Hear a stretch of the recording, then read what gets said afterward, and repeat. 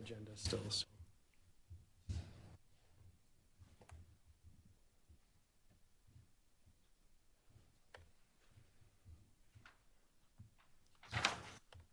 There we go. Old fashioned.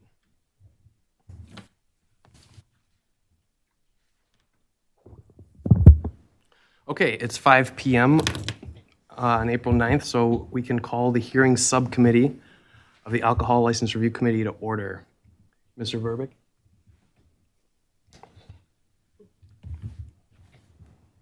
Alder Glenn. Here. Alder Glenn is here. Alder Farrell Cole.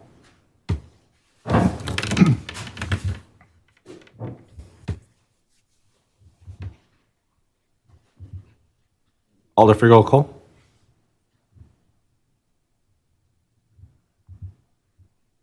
Okay.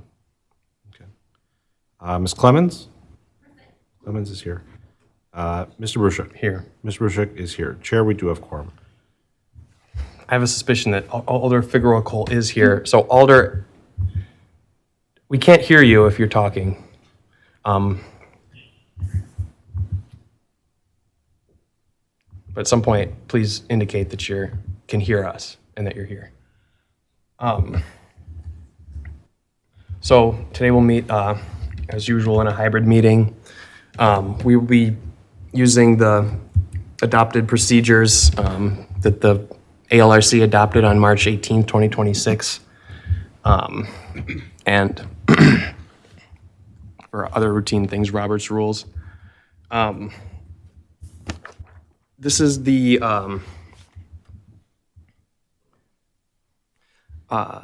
matter of City v. Fusion Smoke and Spirits.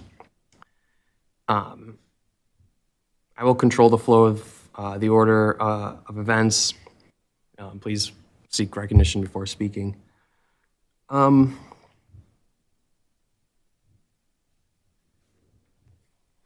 this hearing properly noticed? Yes. I'm sorry, guys. I didn't realize my computer was connected to the TV, so the TV is off. I didn't hear you. So I'm here. Okay, and you can hear us. Call me. And you can hear us, right?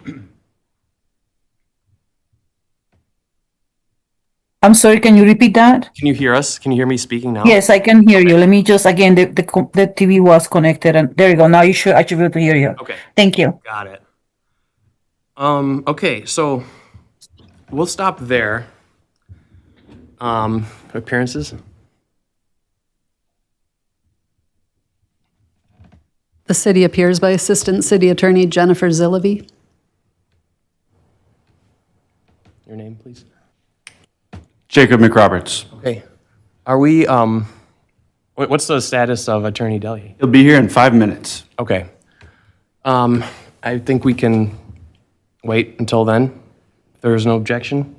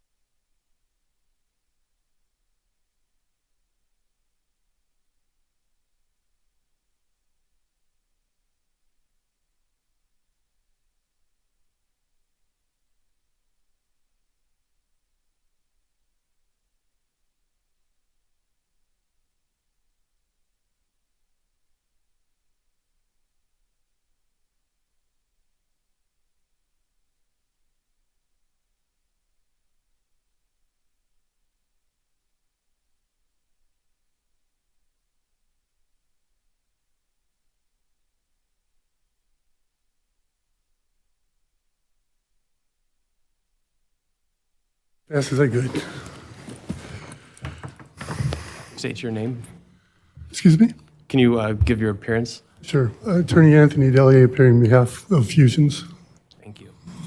Okay, so we at the point where I read this. The burden of proof is the city must prove the charges in the complaint to be true by a preponderance of the evidence per Madison General Ordinance 3810. Preponderance of the evidence is evidence which is of greater weight or more convincing than the evidence which is offered in opposition to it. That is, evidence which as a whole shows that the fact sought to be proved is more probable than not. Are there any stipulations or agreements between the parties? No. No.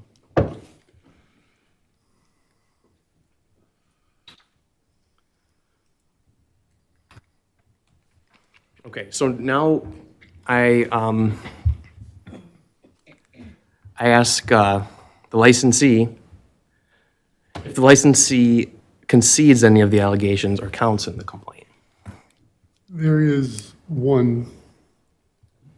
The beer. The beer. Thing. What was that? One moment, please. Remember.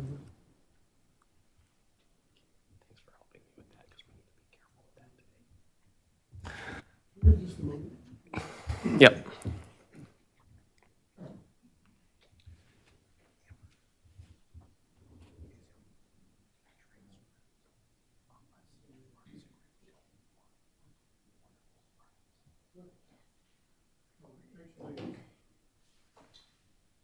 We can't concede that one either.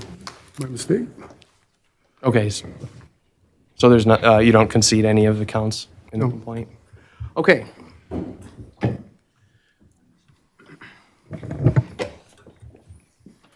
Now it's time for opening statements. Attorney Zilli, would you like to give an opening? It's optional. No. Would you like to give an opening? No, thank you. Okay. Okay, now it's time for the presentation of the evidence. City goes first. The city calls Officer Joel Stelter.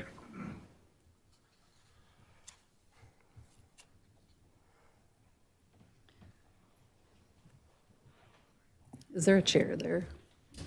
Do you want to do the swearing? Or I don't want to overload you.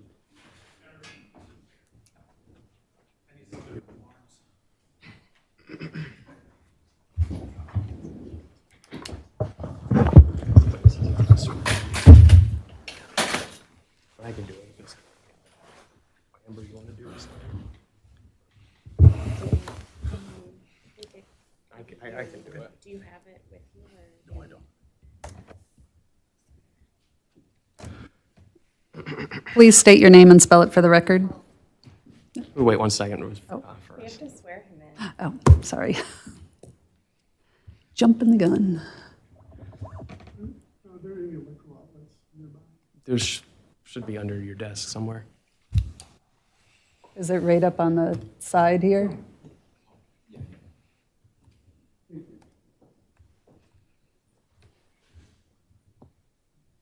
can do it.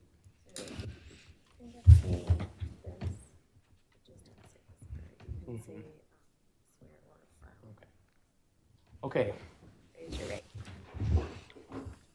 Raise your right hand. Do you swear or affirm that the testimony you're about to give shall be the truth, the whole truth, and nothing but the truth? I do. Thank you. You may proceed.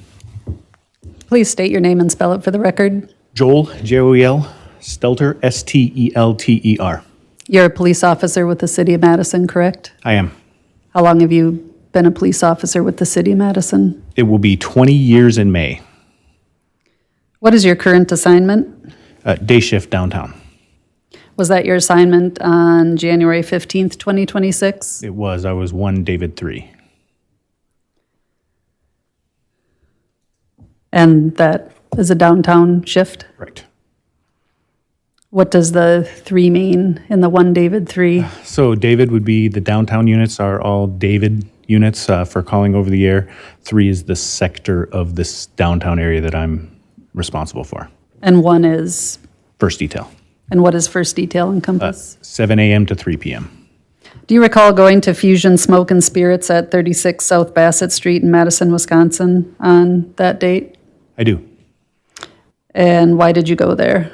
I was asked to serve a summons to the Jacob McRoberts at that business. Was that the first time that you attempted service with McRoberts? I attempted service twice that day, once in the morning and then once in the afternoon. And what happened the first time you went?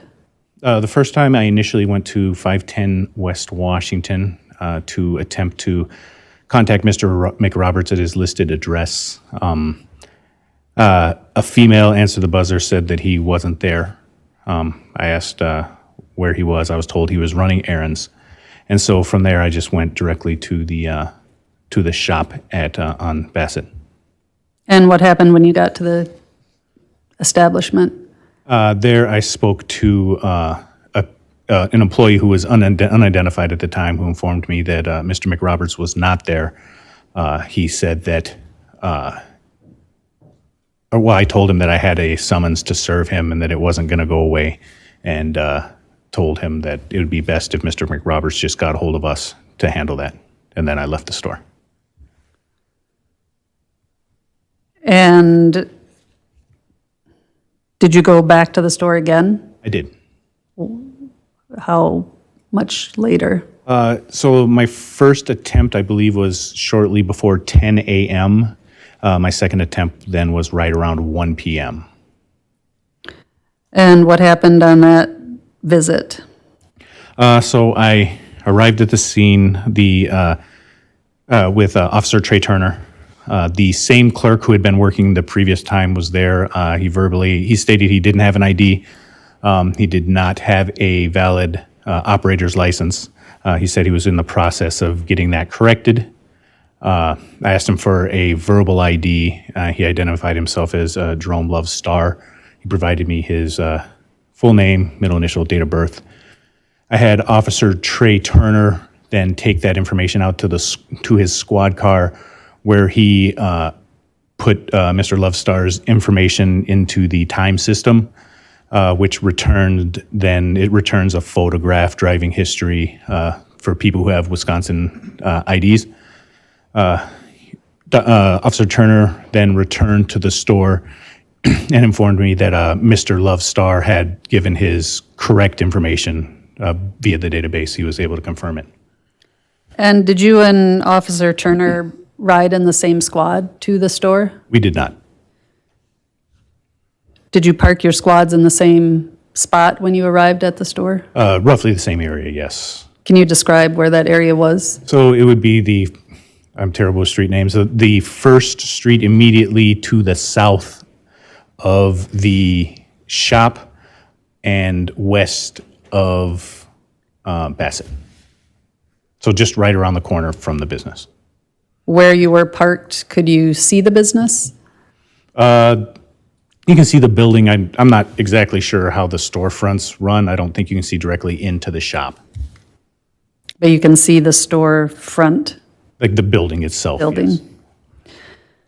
And so Officer Turner then positively ID'd Jerome Love Star, and he came back in to tell you that. Then what happened?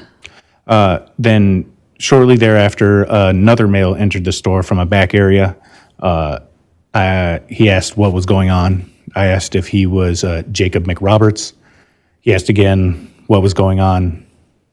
I asked again and told him that Mr. Love Star was just served a summons for a review of the liquor license for the business. Mr. Love Star previously said that he was the only one in the shop, so that's why he was served with the paperwork. At that point, Mr. McRoberts then identified himself as Jacob McRoberts. and stated that he did have well, I guess I skipped over a little bit there, sorry. So at the time that Officer Turner was out running Mr. Lovestar to confirm his information, I informed Mr. Lovestar that he had to shut down the business because there's no licensed operator on the scene. At that point, he started shutting off the lights, and he made a phone call. I didn't hear both sides, but I did hear Mr. Lovestar ask, "Where are you?" And he started stating that he was closing down the business, and whoever he was speaking to was going to have to reopen the business when they got there. So then after that point, then Officer Turner then came in, positively identified Mr. Lovestar. The gentleman came from the back area. I had that contact with Mr. McRoberts where he stated that he was a licensed operator. He pointed out his license on the wall, provided a verbal ID because he did not have identification on him. At that point, I'd stop you for a second. Between the time that Lovestar made that phone call and then McRoberts arrived at the store, how much time would you estimate passed? it was a short time, I would say, maybe 3 to 5 minutes, I would really be estimating. Okay, and so McRoberts verbally identified himself to you when he arrived at the store. Did you positively identify him then? Yes, I then provided Officer Turner with the verbal information he had provided. Officer Turner then returned to his squad car, put Mr. McRoberts' information into the time system, was able to positively identify him. Officer Turner returns to the store, tells me that he's positively identified. I took the summons then and handed it to Mr. McRoberts. Okay.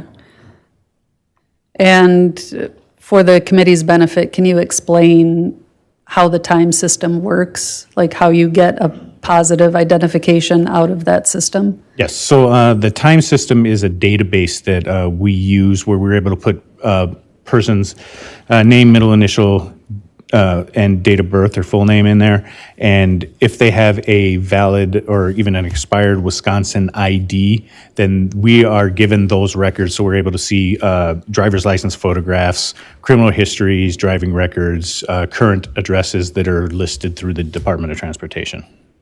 Okay. So a photo actually appears on Correct. the system. Correct. And after you served McRoberts with the summons and complaint, what did you do? So then Officer Turner and I then left the store. And as soon as we got outside, Officer Turner looked at me and told me that Mr. Roberts had not been in the back room. Officer Turner told me that after he finished running Mr. Love's Star, he walked out onto the sidewalk of Bassett that runs in front of the address. He stated that Mr. Love's Star was walking south on the west sidewalk coming from I stop you for a second. You said Mr. Lovestar was walking? Oh, sorry, Mr. McRoberts, sorry. Mr. McRoberts was walking south on the west sidewalk coming from the area of 510 West Washington, which is his address. He says he sees Mr. McRoberts take approximately 3 steps southbound before taking a right westbound into the alley that would have led him to a back entrance of the building. Okay. Nothing further. Thank you. Attorney Delier? Thank you. So you had pulled up a picture of Mr. McRoberts before you arrived? On the first trip where I stopped at the address that he had listed in the Department of Transportation, and then at the Star, at the business where I spoke to Mr. Love's Star, previous to that, I had pulled up a time picture of him, a DOT picture. And the other officer that said he saw Mr. McRoberts, how would he have known who he was? Because after we had re-entered the building and Officer Turner said, yes, this is Mr. Lovestar, he provided us the correct information. That was the point at which Mr. McRoberts made his entrance from the back area and stated he had been in the mailroom. Right, but the officer that you said recognized him walking on the street, how would he know who Mr. McRoberts was? So, Officer Turner admittedly did not know who he was at the time that he walked in, but he recognized the person who came in from the back as the same person he had seen on the sidewalk, and also confirmed that later to be Mr. McRoberts. And are you aware that the building that Fusions is in is multiple levels? I am. And were you aware at the time that there was an office in the basement? I'm not aware of the layout beyond what the shop consists of. And it was, how long would you say after the lights started getting shut off that Mr. McRoberts appeared? Again, my estimate is 3 to 5 minutes. I couldn't say exactly. So from the time, not the time that you arrived, but the time that the lights were being shut off? But from the time the phone That call long? was made, it was roughly that time.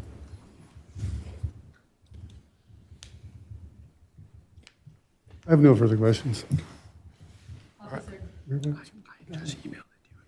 Officer, just to clarify, when you were in the store and once McRoberts entered, then Officer Turner went back out to his squad to put McRoberts' information into the time system, correct? Correct. When Mr. Roberts provided me his verbal identification, I wrote it down, and I then provided that to Officer Turner to go to his car to run Mr. McRoberts through the time system.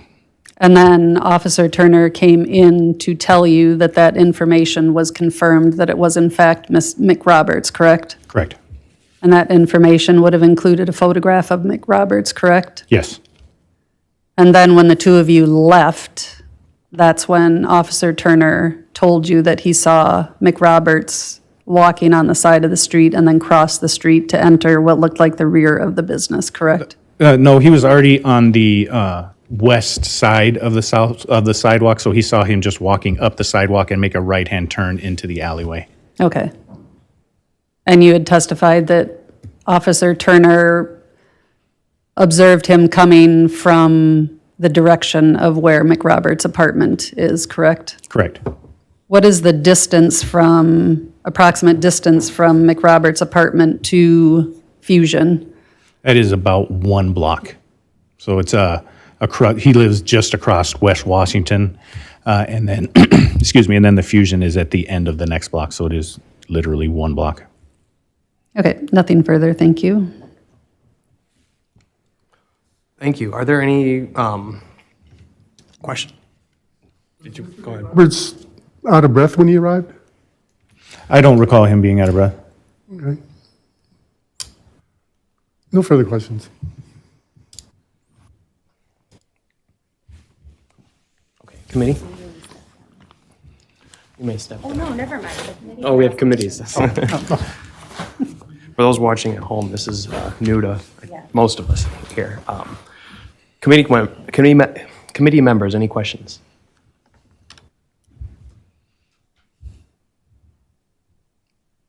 Okay, seeing none, now you may step down. Next witness. The city calls Agent Nicole Zotner.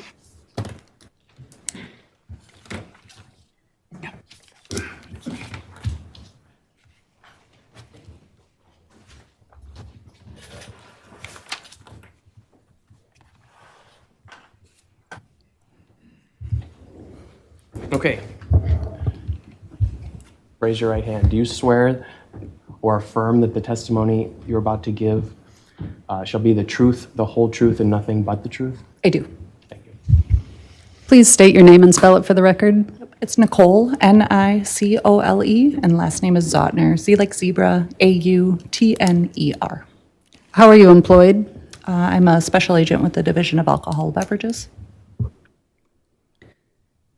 And how long have you held that position? I've been in that position since January of 2025, so just over a year. Do you have prior law enforcement experience? Yes, I do. Can you describe for the committee what that entailed? I've been a sworn law enforcement officer since 2013, so going on 13 years now. Previously, I was employed as a police officer and a sergeant with the UW-Madison Police Department.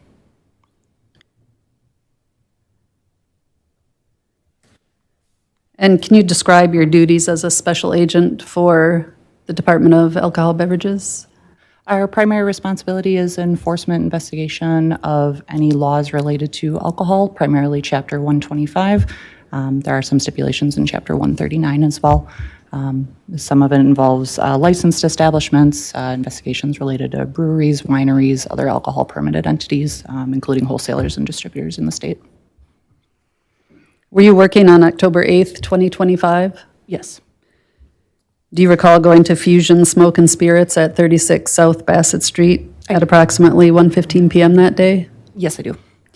Why were you, well, before we get to that, were you with another special agent at the time? Yes, I was. Who was that? Special Agent Holly McManus. Do you typically go with another agent when you conduct inspections at establishments? Typically, yes, not always. It's not required, but we did on this occasion. And does this establishment, I assume, has a liquor license? Yes, I do. And how do you know that? Prior to arriving on scene, I checked the City of Madison online database for alcohol licenses that are issued and observed that there was indeed a valid alcohol beverage license issued to the establishment. What type of license is it? It is a Class A beer and a Class A liquor license.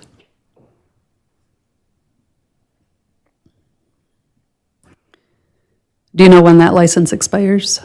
It would have been June of this year, 2026. Do you know who the liquor beer agent is for Fusion? Yes, it was Jacob McRoberts. What did you do when you went there? We observed the establishment was open for business, and we entered the establishment and made contact with the employee working behind the counter. And were you responding to that location just for a routine inspection, or was it in response to a complaint or complaints that had been received about the business? So prior to our arrival at the establishment, we had actually received several complaints about the establishment.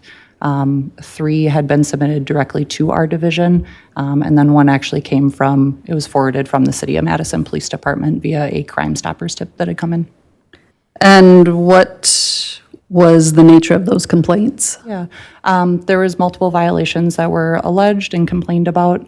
Some of it was sales to underage customers, on-site consumption of alcohol in excess of tasting allowances. There was an allegation of cocaine sales potentially occurring on the premise. Did you do any research regarding the establishment when you received those complaints? Yeah, so in one of the complaints that had come in, they had mentioned their social media postings and that there might be videos that were posted online of some of the concerning behaviors and violations. I did a standard social media search and found social media accounts for Fusion Smoke and Spirits. And on there, indeed, there was videos of like consumption of alcohol going on the premise, and again, not within regulations regarding tasting allowances for a liquor store. And can you let the committee know what, if an establishment is going to have tastings, what are the parameters that have to be in place for them to legally allow the tastings? Yeah, so some of the regulations around that, they have to happen within certain hours of day. It's very regulated as to the amount that is provided to customers. It differs whether it's a wine, fermented malt beverage, or intoxicating liquor, but that is very controlled and specific to statutes of how much is able to be offered to a single customer in a setting. Can you describe for the committee what you observed in the social media posts regarding the consumption of alcohol on site? Yeah, so on premise, they appeared to be conducting somewhat of a blind tasting kind of like competition for customers coming in, where they would set up full containers of alcohol to varying sizes, put a straw in them, put some sort of cardboard box or obscure the labeling on the beverages, and then allow customers to just drink from the containers at will without really controlling the amount that's going on. It seemed to be, again, some sort of competition to see if a customer could guess what the product was that they were consuming. And were you able to observe the quantity of alcohol that was being consumed? No. When you arrived, was the premises open for business? Yes. And what did you observe upon entering the establishment? We made contact with the sole employee that was working behind the main counter, and I identified myself, informed them why we were there, and they let us know that they were the only employee behind the counter and the only employee working that day. And Sorry, could you speak just a little louder? I couldn't hear. No worries. So I made contact with the sole employee behind the counter there, identified myself, explained the reason that we were there, and the employee working confirmed they were the only one working in the store that day, or at that time anyway. did you identify that employee? Yes. And who was it? We identified them verbally as Jerome Lovestar. That identity was confirmed after the fact through our e-time system via photo ID through Department of Transportation. And what did Lovestar say to you at that time? He readily informed us that he did not have an operator's license. He recognized that he shouldn't have been having the store open while he was the only one on the premise, as he didn't have an operator's license, and then informed us that he could call his manager or supervisor to come to the store because he knew that he was allowed to be in the store and have it open. And what happened next? While he placed a phone call to what I had assumed was his manager or supervisor, we ended up closing the store. I had Special Agent McManus that was with me lock the front doors of the establishment to prevent customers from coming in and effectually close the establishment. And I reviewed the alcohol licenses that were posted in public view on the wall.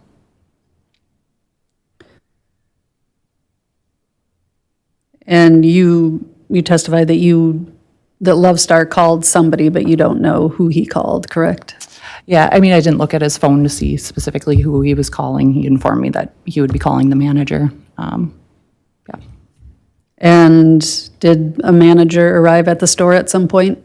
Yes, there was an individual that showed up at the front door, knocked on the front door and kind of got our attention. We unlocked the business to let them in. He was later identified verbally as Jacob McRoberts, who was the agent on the license.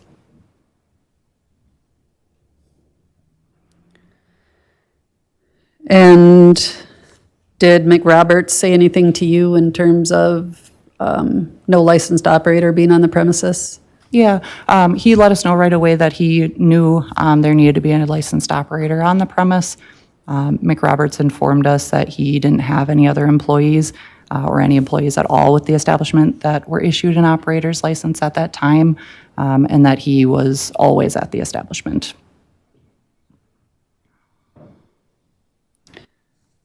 Did he say anything to you at that time about a dog? So it was not to me directly, but Special Agent Holly McManus engaged with Ms. McRoberts in a conversation about a dog because we had found a dog bed that was kind of in the customer floor area of the store. So there was conversation going on that was engaged in about a dog named Fez that was like the mascot of the store.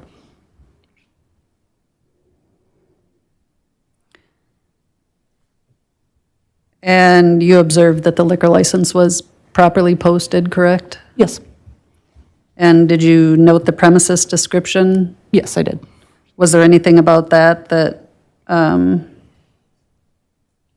raised any issues with you or caused you to ask any questions? Yeah, I did clarify one point of the premise description. So it talked about a certain square footage of the main floor that was part of the premise. There was some sort of back room for storage or inventory, and then a personal office was listed on the premise description.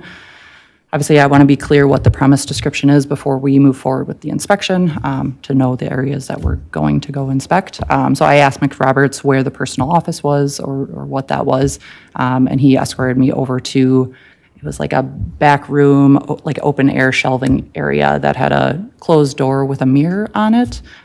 He called it the High Roller Lounge, and then opened the door and said, "This is my personal office. That's what's covered by the license." And is that, can Can you describe the layout of the premises, like as you walk in the front door, what you see and what is there, and then in relation to that, where is this high roller lounge?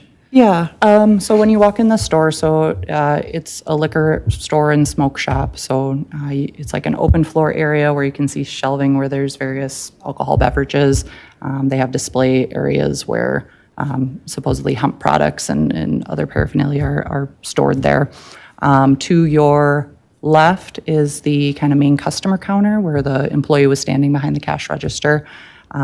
Behind that customer counter, there's like a kind of a cutout nook area where there's like additional cabinets associated with like the back counter.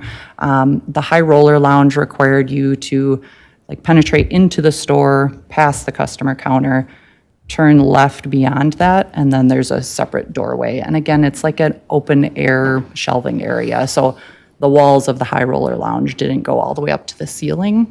You could see that it was open air above there, but it is like a walled off area. And then you had to go through a door, and then it was again like another storage area with a countertop and other various things associated with the store.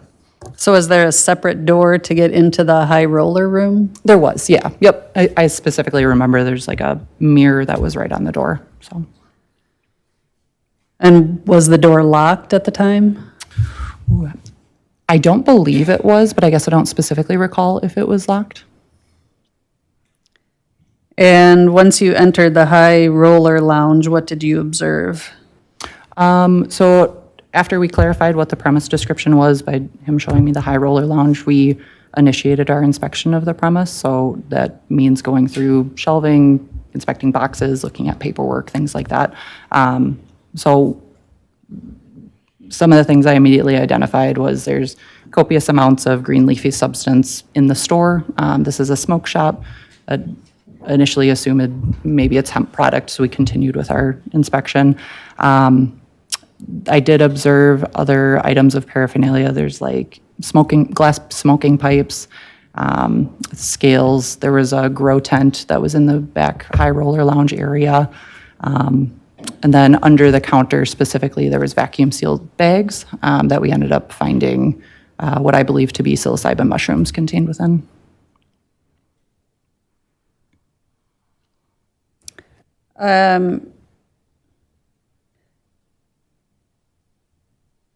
And so when you were in the high roller room, this was just all items that were out in the open on the premises? Yeah, so one side had like a back shelving area. So there's shelving with several cardboard boxes labeled with, there was some alcohol storage boxes of like alcohol brands. Some of it was like hemp products or labeled as marijuana products. And then the other side is a countertop, and that's where there was like the grow tent, scales, various pipes, additional packaging. So it was under the countertop that was in there where there was the vacuum sealed bags. And when you say a grow tent, what do you mean by that? So it's like, I don't know the material exactly, but it's some sort of material that essentially makes a tent. And then there is lighting in there, and it basically creates an environment that is inducive for growing green leafy substances, typically at like a hemp plant or marijuana plant. Did you ask McRoberts what that item was, what it was for? Not specifically, no. Again, it's advertised as a smoke shop. I had expected to find hemp and things associated with hemp. So I didn't really ask questions about it at the time.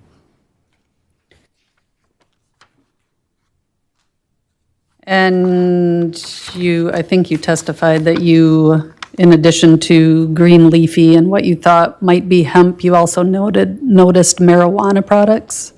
Yes. And I say that in the fact of looking at some of the labeling on the packaging had indications that most likely some of the product was not actually hemp product. Can you describe for the committee what is a legal hemp product in the state of Wisconsin? And if you can't, I can have the detective address that. Yeah, I might defer to the detective on that, because again, that part was not really relevant to my inspection, and we did just continue with our inspection in spite of those things. And I think you also testified that you observed 2 bags of what you thought were mushrooms. Yes. And why did you think that they were mushrooms? So in my former employment as a police officer and sergeant with the UW-Madison Police Department, I was certified as a drug recognition expert. I've maintained that certification, and I'm currently certified as a drug recognition expert. I was also previously the narcotics canine handler for the UW-Madison Police Department. Previously, I have worked with the Dane County Narcotics Task Force. I've been involved in multiple narcotics investigations. I'm generally familiar with narcotics and controlled substances, to include psilocybin mushrooms. The product contained within the vacuum sealed bags were consistent in appearance with what I know from that training and experience to be psilocybin mushrooms. Are psilocybin mushrooms legal to possess, sell, or use in the state of Wisconsin? No. Are they a scheduled controlled substance? Yes.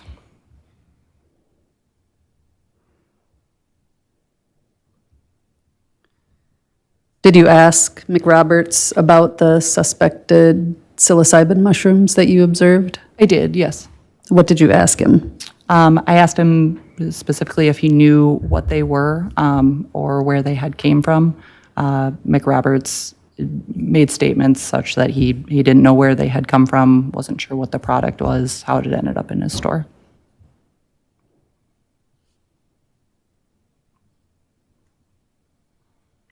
Did he say anything about who does the ordering for the store in terms of product? Yes, so we asked clarifying questions of McRoberts, and he stated very clearly that he does all the product ordering for the store.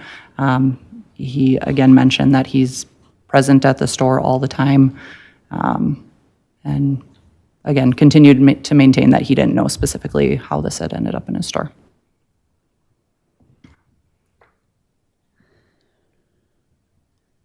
After you observed the items of drug paraphernalia, the green leafy substances, and the suspect's psilocybin mushrooms, what did you do? So we opted to cease the alcohol inspection at that time because we believed there was probably criminal activity going on within the establishment, and that we were probably going to continue to uncover evidence of such in an effort to preserve any sort of criminal investigation that this might result in. Again, we opted to pause the alcohol inspection, and we reached out to the City of Madison Police Department to send an officer over to see if they had any interest in pursuing some sort of criminal search warrant. And do you recall officers arriving on scene? Yes. And did they obtain a search warrant? The officer that initially arrived on scene did not, but they helped facilitate contact with the Dane County Narcotics Task Force, and a criminal search warrant was pursued and ultimately obtained. Did you assist in the search warrant execution? Yes. Did that take place on the same day? Yes. What did you find in the course of the search? I mean, there was various drug paraphernalia. There was large amounts of currency that was located on the establishment. A firearm was located on the establishment. Large amounts of green leafy substance, which we believe to be marijuana, was located. The vacuum sealed bags of psilocybin mushrooms was located and confiscated. That was about it. And then what happened next? In the course of this, did you observe liquor law violations other than failing to have a licensed operator on site when you first arrived? Yep. So ultimately, after the criminal search warrant was obtained, we did continue with the alcohol inspection and were able to complete that. One of the violations we found was alcohol that was on premise that was not legally obtained or accounted for via alcohol beverage invoices for the establishment. On an establishment that's covered by an alcohol beverage license, any alcohol has to be has to have an invoice that basically it was received properly and legally through a Wisconsin permitted wholesaler or distributor. The alcohol we found had labeling on it that it was for a different liquor store that was not Fusion Smoke and Spirits, and there was no invoice located for that alcohol. So that ended up being seized as contraband in relation to this inspection.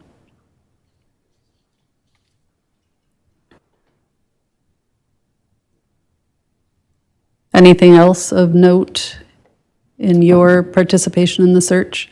I don't think so, no. Okay. No further questions.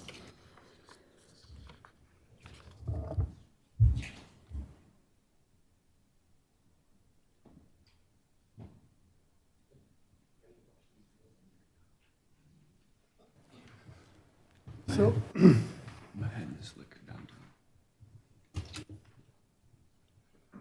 there were, I'm sorry. Let's start with the alcohol that you found.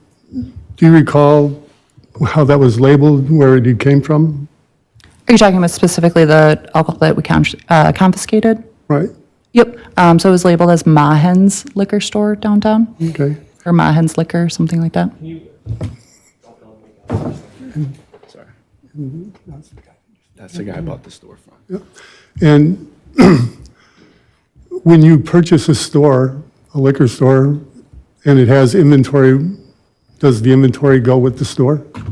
There's a mechanism in place that a store can transfer in a one-time transaction to a like incumbent purchasing store. There's certain paperwork and a process that has to be followed to account for that legally. But yes, there is a mechanism that can happen. Okay. And that wasn't done in this case? No. So in my conversations with McRoberts before locating the ultimately seized alcohol, he had mentioned that he purchased the store in 2024 from some sort of wine shop. I'm forgetting the name specifically, but yeah. Mahen's Liquor, sound right? That was not the name that he had provided to me, no. Okay. And so you worked for the Drug Task Force, you said, at one time? Previously, I partnered with them in my previous employment, yes. So what's the difference between marijuana and hemp? So the difference is the percentage of THC that's contained within. Okay. So can you look at it and tell if it's hemp or marijuana? No, Okay. So, and you can't smell and tell the difference? Correct? correct. Can't tell any other way other than having it tested? You are correct. So how is it that nobody ever asked for the certificates of authenticity for the hemp that was in the store? It was not relevant to my alcohol inspection that we were conducting. And again, observation of those things, we continued as normal, operating that it might have been legal substances. Okay. And so if it, you know that if a bag was labeled 23% THC, that doesn't necessarily mean it's over the .03? I wouldn't be able to know that just by looking at something, no. Right. So as long as, if the label breaks down the various types of THC, you would know to look to see if it was .03 or greater? That could certainly be something that we observe, yes. Okay.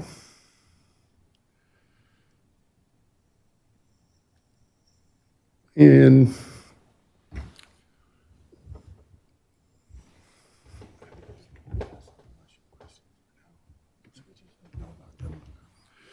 the bags or whatever the mushrooms were in, did you say they were in some sort of a growing box or something like that? The psilocybin mushrooms were in vacuum sealed bags underneath a countertop. So they weren't like out in the open? They were, like I said, just sitting on the ground underneath a countertop. Okay. When you entered, or, okay, just a second.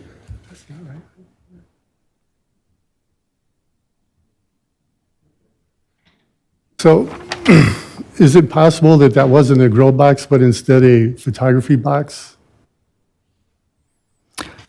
I guess I am unsure when it's partnered with the other drug paraphernalia that was observed, especially the green leafy substance, things like that. And, These were observations I had made. and the drug paraphernalia, are you talking about the drug paraphernalia that was for sale out on the counters? What drug Some of it was for sale, yes. right? And so you wouldn't know if it was a photography box or some sort of a grill box, correct? Well, I guess if it was a photography box, I would expect to see other photography equipment. I guess I'm uncertain if that was on premise. It was certainly not noted in my report. Can you approach the witness?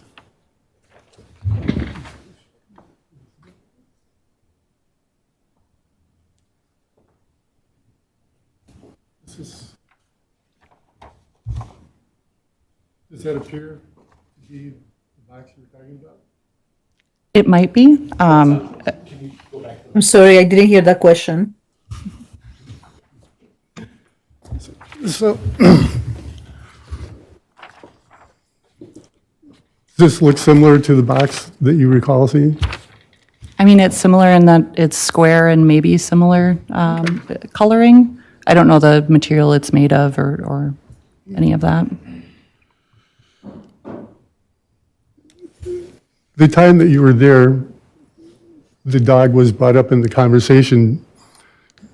Were you aware that Mr. McRoberts basically took his dog as an emergency basis to the vet?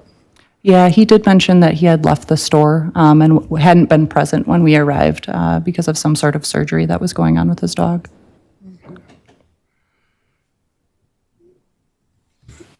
And so, would it be fair to say, underneath the table that held what was believed to be a grow tent, were located 2 large plastic vacuum-sealed bags containing what was suspected to be psilocybin mushrooms? I believe that's an accurate statement. Okay.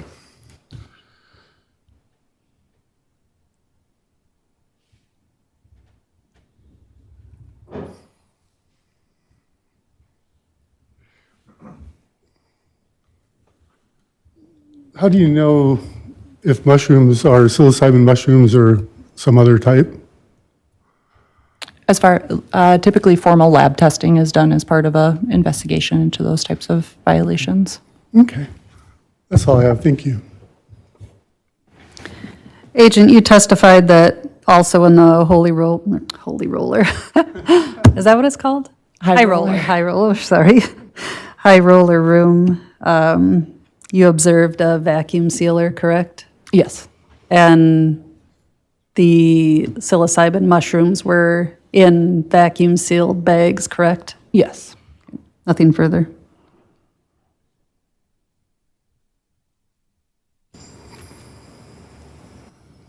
I have no questions. Committee?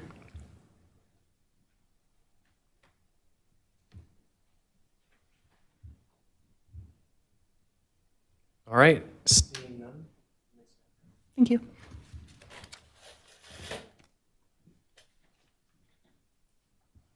Next witness. The city calls Detective Adam Kneibler.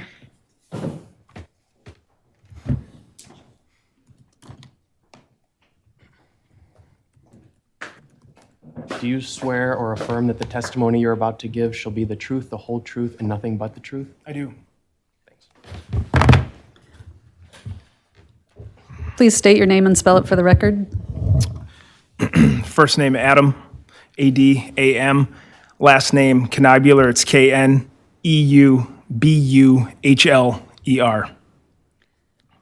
And you are a detective with the City Madison Police Department, correct? Yes. How long have you been employed by the City Madison? Approximately 14 years. Was promoted to detective in 2018. Your current assignment is with the Dane County Narcotics Task Force, correct? Yes, I'm a City of Madison detective assigned to that drug task force as a narcotics detective. How long have you had that assignment? I'm in my second year. Can you please give a brief description of your training and experience, particularly in the area of drugs and identifying drugs? Well, I started out as a patrol officer. I've made hundreds upon hundreds of drug arrests as a street cop. During that time, I went to interdiction courses where there'd be road interdiction, bus interdiction, airplane interdiction, airport interdiction trainings as a uniformed officer. I also I'm a graduate of the DEA Narcotics Investigators course, which is DEA is the Drug Enforcement Agency. That's a 2 weeks narcotics course for long-term drug investigations involving drug trafficking organizations. I've been to numerous trainings with the high-intensity drug trafficking area in the city of Milwaukee, put on by that drug task force. There's many more trainings that can't come to mind right now, but I've been to quite a few. And you touched on it a little bit, but approximately how many drug investigations have you been involved with? From patrol to detective, over 1,000. Are you familiar with Fusion Smoke and Spirits at 36 South Bassett Street in the city of Madison? Yes. How are you familiar with that business? Up until October 8th, I was not, but I received a phone call from the lieutenant of the narcotics task force who was contacted by Special Agent Zotner and MPD Patrol about large quantity of psilocybin and marijuana that was suspected to be illegal marijuana found inside the store that came from fruits of a Department of Revenue alcohol inspection. Did you go to Fusion Smoke and Spirits that day? Yes. And what did you do when you got there? I immediately walked in, saw Mr. Love Star seated behind the counter along with the owner, Mick Roberts. I contacted McManus and Zotner, who had told me they've kind of froze their portion of their inspection, and they pointed out the very large amount of illicit substances in plain view, which has been talked about underneath the box, we'll call it for now. When I walked in, you could see psilocybin behind the counter, just right behind where the customer states, large quantities of it. You could see it. You could see it in the shelf behind that counter in a separate storage room. And then you saw it underneath what I actually believe is possibly a grow tent, but actually, I think it is actually a picture box, which I'll add for the committee. And picture boxes are often used in grow shops and marijuana operations to take high-resolution pictures of marijuana. It's actually quite great photography. You can actually see the trichomes of the marijuana. You can see the resin glands of the marijuana, and it's often put out to promote your product. It's definitely not for senior pictures. So basically, based on the large quantity, and I might add it's one of the largest quantities of psilocybin I've ever seen in my career as a police officer and a detective. I've seen it maybe this much on a few occasions, but this one is right up there. Basically, at that point, I realized that this appeared to be a drug trafficking operation masquerading as a liquor store. And at that point, I started to draft legal process as quickly as I could for not only the store or the premises of Fusion Smoke, but also the residence of the owner, Jacob McRoberts. Okay, so you are the one who drafted a search warrant, correct? Multiple search warrants, yes. And for the committee's benefit, can you explain the legal requirements for obtaining a search warrant? Probable cause is the legal requirement, and for the committee, probable cause, I say best described in layman's terms, is more than a hunch, less than certainty. Probably something, criminal activity is occurring based on specific and articulable facts, based on a totality of circumstances that a reasonable person would believe that a crime is committed, is about to be committed, or has been committed. And once you draft the search warrant, the search warrant request, what's the process for actually getting a search warrant? Depending on the time of day, they've gone to a system where you once you complete the affidavit, you will get a notary to notarize your signature. You will send it to a repository email where Dane County judges will pick the warrant out of the email system and review the warrant, and if probable cause, if they believe, based on their experience as not only attorneys, but judges, that there is probable cause to believe that a crime has been committed, they will sign it, send it back to you, and then you will serve the warrant within 5 days. You have to execute the warrant within 5 days. And when was this search warrant executed? On the same? I don't know the exact time, but it was within an hour or two, at least the first one, of my arrival. And was McRoberts present when the search warrant was executed? He may have actually been in a squad car at that time, so present, but not inside the store, but he was taken out and placed in the back of a squad car. And you're the primary detective on this case, correct? I was assigned, yes. And can you briefly describe the layout of the store? Nikki Zotner did a pretty good job, but you'd walk in. I remember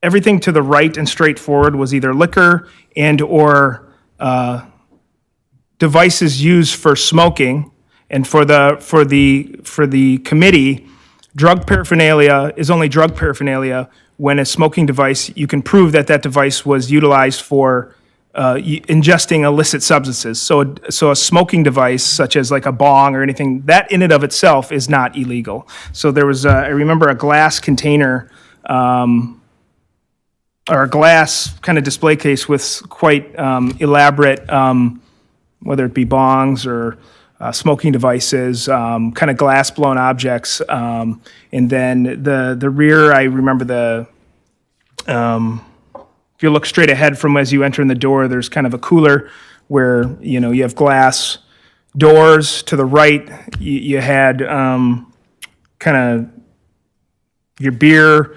You had various places where there was bourbon and on the shelf. To the left, you have the customer service desk, if you want to call it, with a POS system. Behind that, you have where Mr. McRoberts and Love Star were seated when I got there. There's another room in the back that contains like you go off to the right, it's more of like a storage area.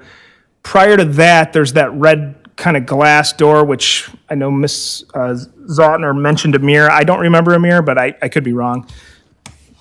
It opens, and then that was what Mr. McRoberts had told Zotner was his professional office, also known as the high roller room or high roller lounge, which contained the probably the picture box slash thing that slightly resembles what used to be kind of a grow tent with LED special lighting, so you can really focus in on certain things.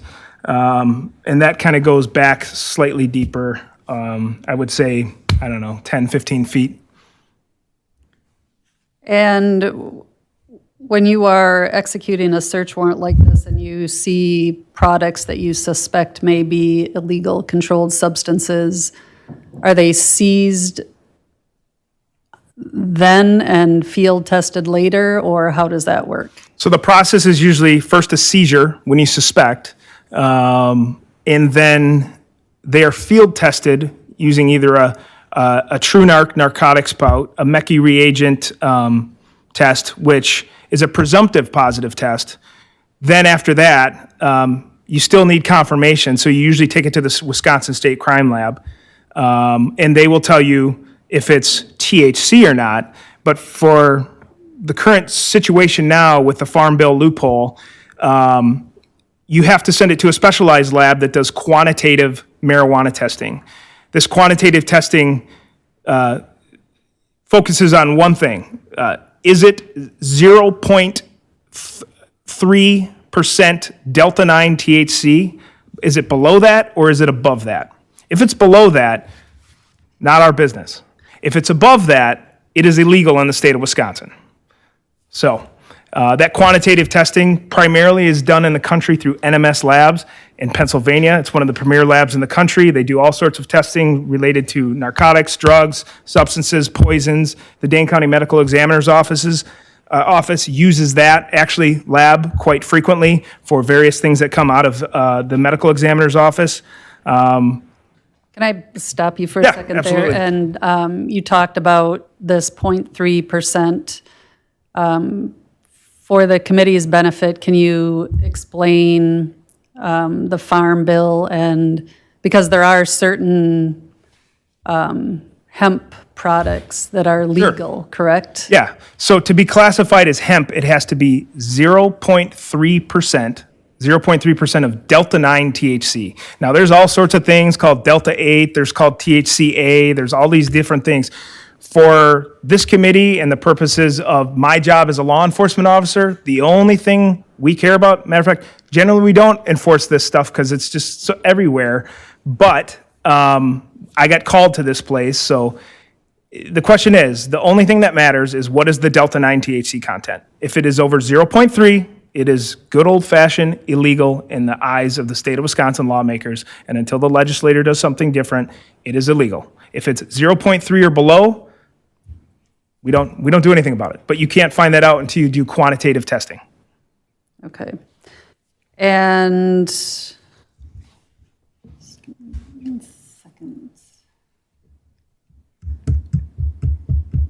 why do you field test items after you seize them? What's the purpose of field testing?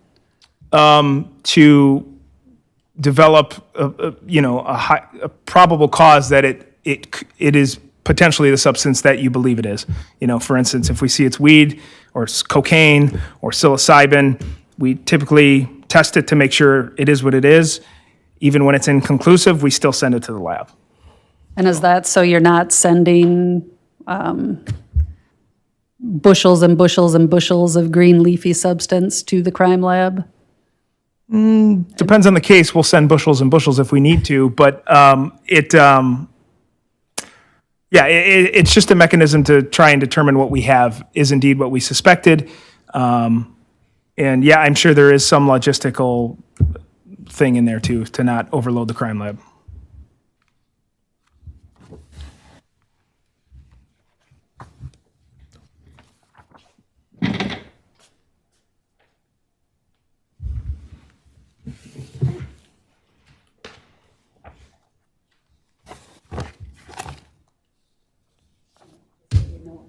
I'll go through them one by one. Oh, okay.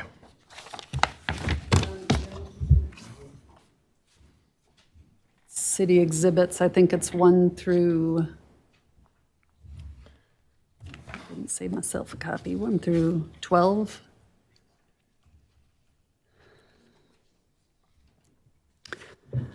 I'm showing you what's marked as City Exhibit 1. Can you identify that? Yeah, this was a picture taken from one of the many different packages of what we know to be illegal marijuana now. But at the time, just a bag of green leafy substance.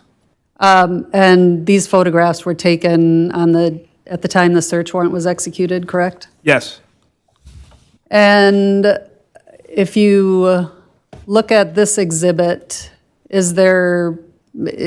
I see that it says on there marijuana product. Would that mean that it is in fact marijuana and not the legal hemp? Well, that's a clue. You have to understand. So, it says THC 23.34%. For me as a detective, I look at that and I don't come to any conclusion because, this is just packaging. We don't know if this packaging was from some other place. Did we just reuse a bag over and over and over again? Ultimately, this here, based on the totality of circumstances, is enough to seize this item. Ultimately, we're going to have to get it to NMS labs when we're talking marijuana cases right now. I think that all comes to an end, at least this could be just in my brain, in November of 2026. That loophole is going to be closed, so it doesn't matter what it is. It's not going to be allowed in the state of Wisconsin, but that's to change potentially. Who knows? But for me, all this packaging, this 23 point, it does, from past investigations, this does sort of, if I had to bet, yes, this is illegal weed just by if this packaging was similar to this, but you can't say for sure until you actually have it tested. Typically, what you see with regular old hemp, they will be very specific about their Delta-9 content in there and say 0.3 Farm Bill compliant, blah, blah, blah. But again, that's not a guarantee.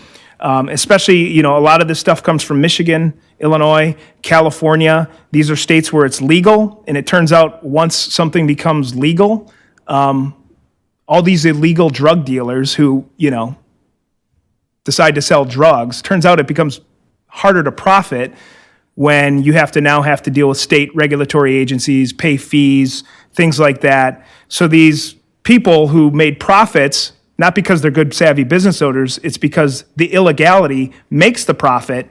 They then start shipping to illegal states. So it's not uncommon to see things come from Michigan, California, Arizona. So you'll have these illegal dealers in Wisconsin go drive to get those. Obviously, it's a better deal because the quantity is just there in Michigan. But it's just something to keep in mind and think about when you look at these packaging. But like I said, ultimately, for my job as a law enforcement officer, I don't care where it came from. I don't care what it says it is. You can't tell what it is by any packaging. The only thing is what is the Delta-9 content? And that is determined by NMS labs. And everything that was seized from here, every item of green leafy substance that we took tested way over Delta-9 0.3. So it's illegal. And going to city exhibit number 2.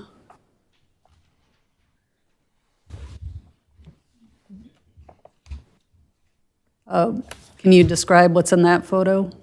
Yeah, this was one of the storage areas. These little nuggets here were all in I don't know, typically I see cereal in these, but I guess these plastic containers was one section of a chunk of green leafy substance. And this was, samples of these were sent out of this chunk was sent out to the lab, and they tested positive for a Delta-9 content well over 5%. And when you are going through and seizing things, do you, for example, with these 4 containers, do you seize the containers as they are? Like, do you just take those 4 containers and? It depends. Since these oftentimes when you have, usually when we go into a drug house, they have it in a shoebox or they have it stuffed away in some secret compartment. It's in one area. A place like this, apart from where the liquor and the beer was, there was drugs everywhere. There was marijuana here, marijuana there. There was THC butter or batter or concentrate, wax, whatever you want to call it, which is a high concentrate, potent THC, might I add, that also tested way over the legal limit. There was psilocybin behind the counter. There was psilocybin underneath the box. There was psilocybin, on one of the employees, a small amount. There was psilocybin. It was a psilocybin party, okay? Like I said, one of the largest. You just don't come across this unless you're into a place where there's an organized distribution of large quantities of psilocybin. And going to city exhibit number 3. Can you identify what's in this photo? So yeah, this is the infamous box. We have we have vacuum sealed bags underneath, one of which it's hard to see, the middle one, but the one on the left and the one on the bottom right is vacuum sealed psilocybin. The psilocybin tested positive for psilocin and psilocybin. Both are Schedule 1 controlled substances. So right out in the personal office of Mr. McRoberts, also known as High Roller Room. You can see smoking devices in the back, but again, I wouldn't classify them as paraphernalia yet unless you can confirm that there is an illicit substance residue on it like that, which can be counterintuitive to some, but yeah. And again, the picture tent, which might I add again, is from my experience, I typically see some of the best photos of weed you'll ever find taken in those things. And going to city exhibit number 4. Can you identify what that is? Vacuum sealed cakes, mushrooms, psilocybin, psilocin. Usually they have psilocybin and psilocin in these when these test. White albino shrooms, you can call them. These are, Schedule 1 controlled substance. What is cakes? Just a slang term often used. It's a term from maybe mycology, which is a branch of biology dedicated to the study of fungi, spores, mold, particularly focusing on its genetics, its biological origin, things like that.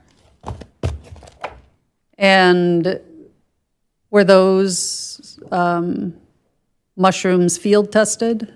They were field tested. The presumptive test was positive. They were also taken to the Wisconsin State Crime Lab and tested positive for psilocybin mushrooms and psilocin. Okay. And going to city exhibit number 5. Can you identify what that is or what that shows?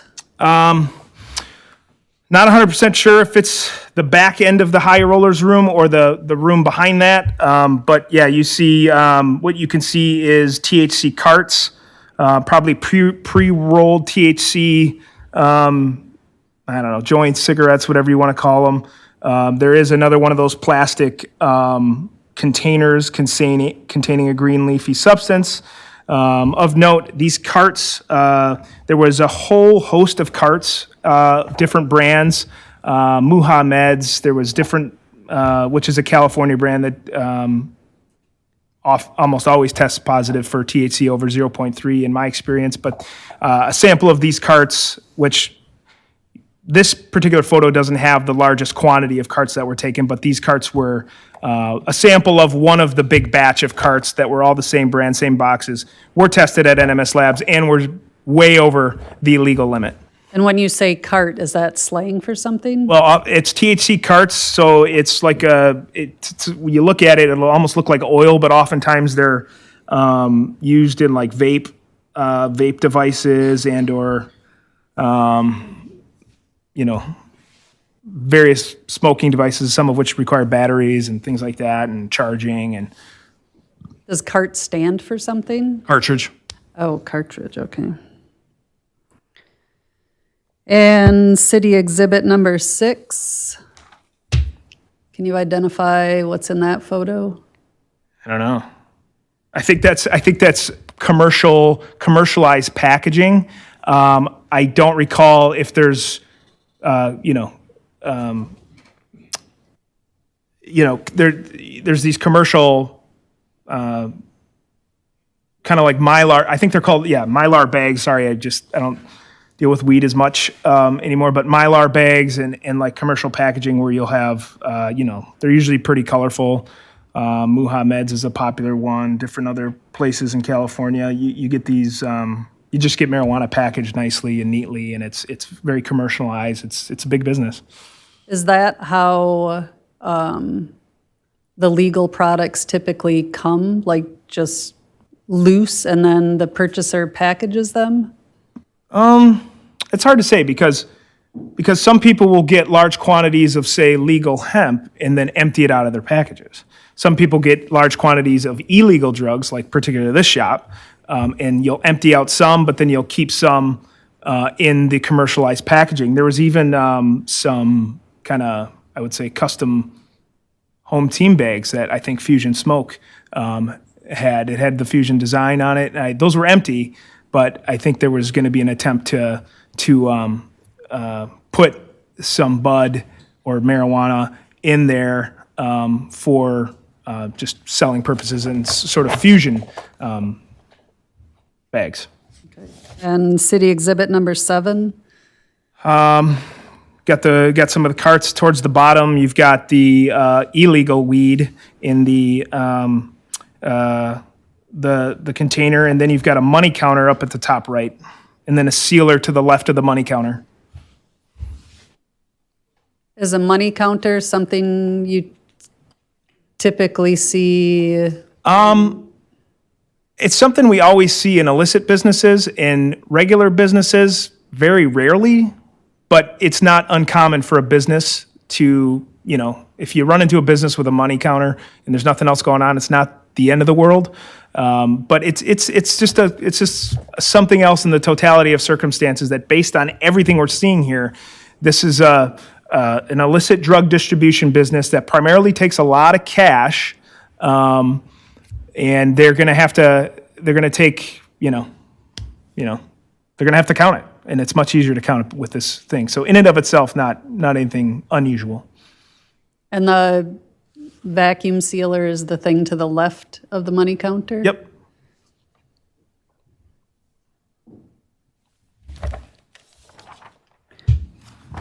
And going to city exhibit number 8. Can you identify that? Yeah, this is the front counter. This is the very front counter. There's glass with some lighting that displays. What you see here in these, I guess, sort of miniature mason jars is THC wax, also known as THC batter, THC concentrate. Samples of this wax was taken and sent to NMS Labs, and the sample, unsurprisingly, proved to be illegal, Delta-9 THC.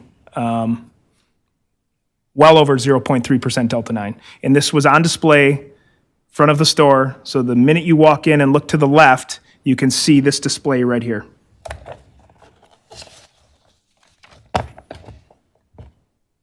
And what about the prices that are showing there? Did those by themselves indicate anything? Well, they just indicate 1 gram. Yeah, like it is what it is for Platinum Cookie. And you'll have these kind of creative names and different flavors and stuff for a lot of this stuff. 1 gram, $20, 3.5 grams, $40, 7 grams, $70. And, I'm not super up on the prices these days, but oftentimes THC concentrate, it's a very small amount and you can get really high. The THC Delta-9 in that, oftentimes people want that stuff because it's concentrated and it's pretty potent. And city's exhibit number 9,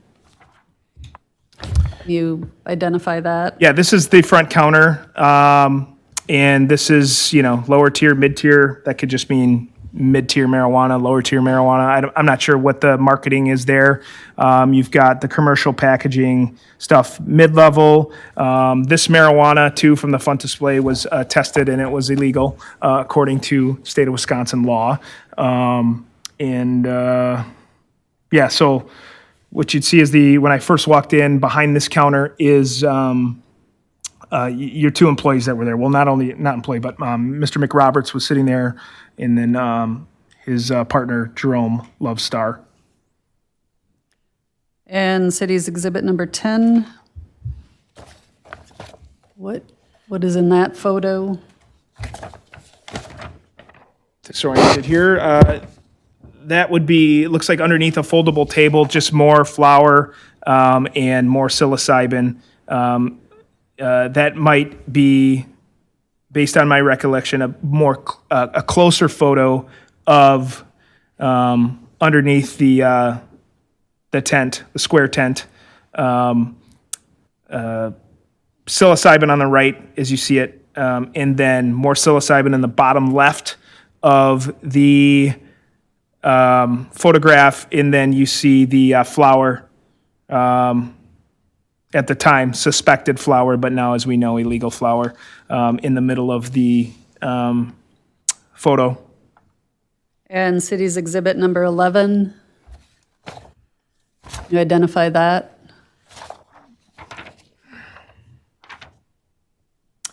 It looks like just another photo of the same from another angle of the same with less lighting. Again, right as you walk in Mr. McRoberts' office, this would be directly down, looking to your right. And city exhibit number 12? What does that show? We've got some of the commercial stuff in the brown bags. We've got some Mylar packaging behind an empty glass container. I can't tell based on this photo if there's actually flour in there or bud or anything like that. But different boxes. We've also got some alcohol boxes there intermixed with I think we got a little Jose Cuervo there on the left. Unsure if it's open or not, but And it looks like, are those labels that are like on the round? yeah, it looks like. Sorry, I didn't pay attention to that. It looks like a roll of sticky labels that have the sort of California marijuana THC symbol on it, but that sometimes doesn't really mean much. Again, you have to test the substances that are on. Packaging's just packaging.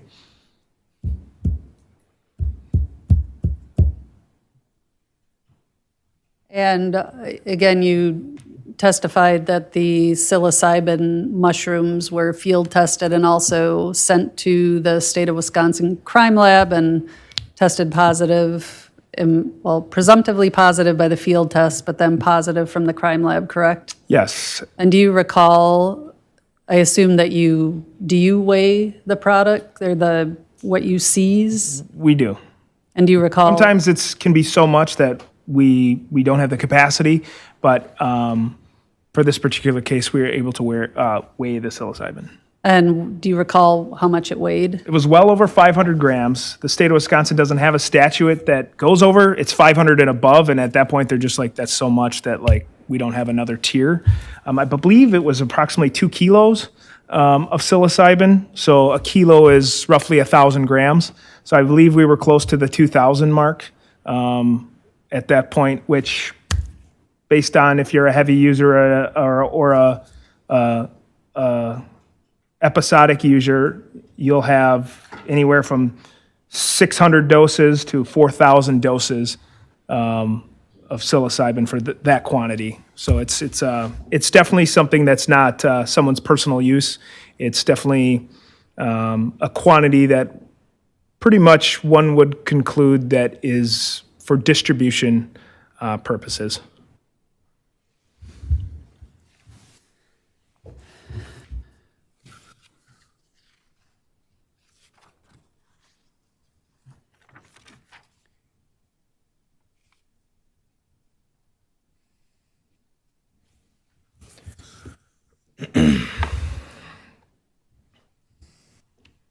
In the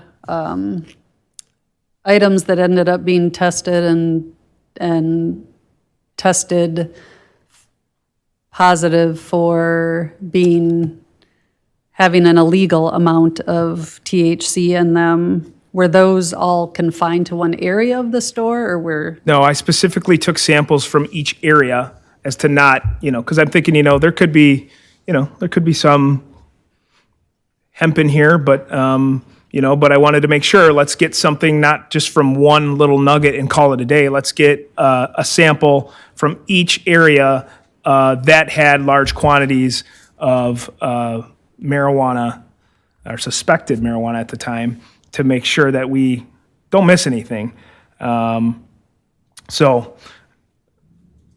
And from my recollection, there was just so much there that we probably missed stuff. There was probably stuff left behind. Commercial stuff, like the packagings, it's just at some point people have to go home, and we could have been there all night.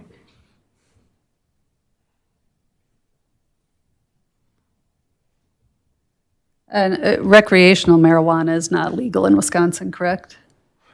Well, as I kind of testified to earlier, the only thing that matters is what is the Delta 9 THC content? What is the Delta 9 THC content? If it is over 0.3, it is illegal. If it is under, it can be a host of different things, but it's not law enforcement's business.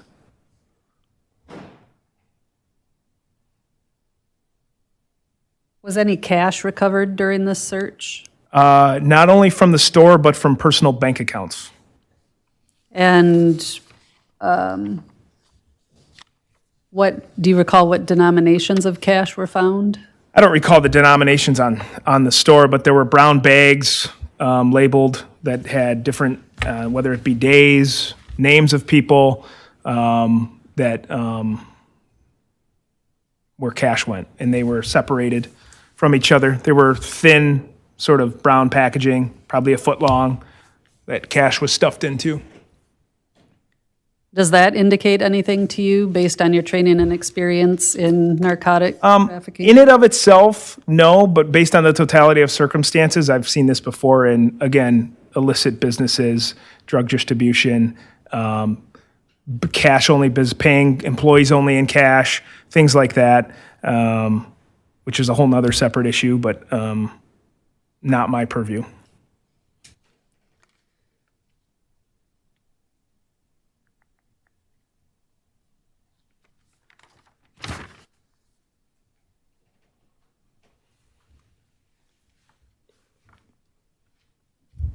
So did you observe whether the cash that were in the brown paper bags, was that separate from where you would expect to find normal business proceeds? I don't want to say every business is normal, but typically you find it in the till or the cash drawer, but separated out into different bags and having different denominations at all different places it's not normal, but not in and of itself illegal.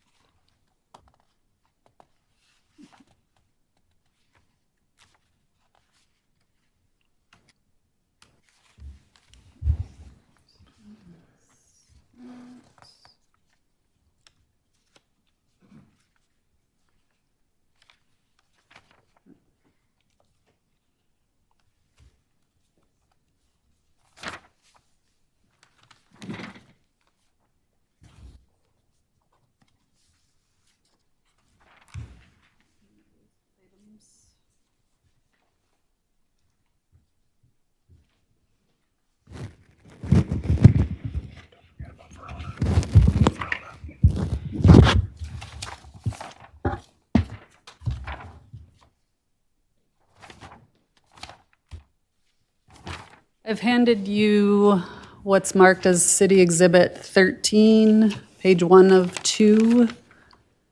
Can you identify that document? Yes, this is a confidential report of laboratory findings that's authored by the Wisconsin State Crime Lab. This was from their Controlled Substances Department. This was reference a sampling of the 6 locations, a sample sent. Actually, it's not a sample. We took the whole chunk of material. So if you saw, we had a roller cart with like 4 plastic bags on it. We had another area that had vacuum sealed bags of flour and psilocybin. We had various spots throughout behind the customer counter with marijuana on it. These were grouped into evidence items 1, 3, 4, 5, 6, et cetera, and they were taken to the state crime lab. I don't see the tag numbers that they have, but they wouldn't have that. That's going to be an in-house MPD tag number. And this report shows that the psilocybin tested positive, correct? Yep. So the smaller of the 2 bags, I took 1 bag there, and the chemist at the Wisconsin State Crime Lab identified it as psilocybin and psilocin. So you'll see that at the very bottom under item number 1, that's the weight of 913.9 grams plus or minus 0.3. It was identified as psilocybin in the corresponding row. And you also testified that when you take the product that field tested positive for THC to the crime lab. They can confirm that it's THC, but they can't tell you if it is over the legal limit, correct? That is correct. Okay.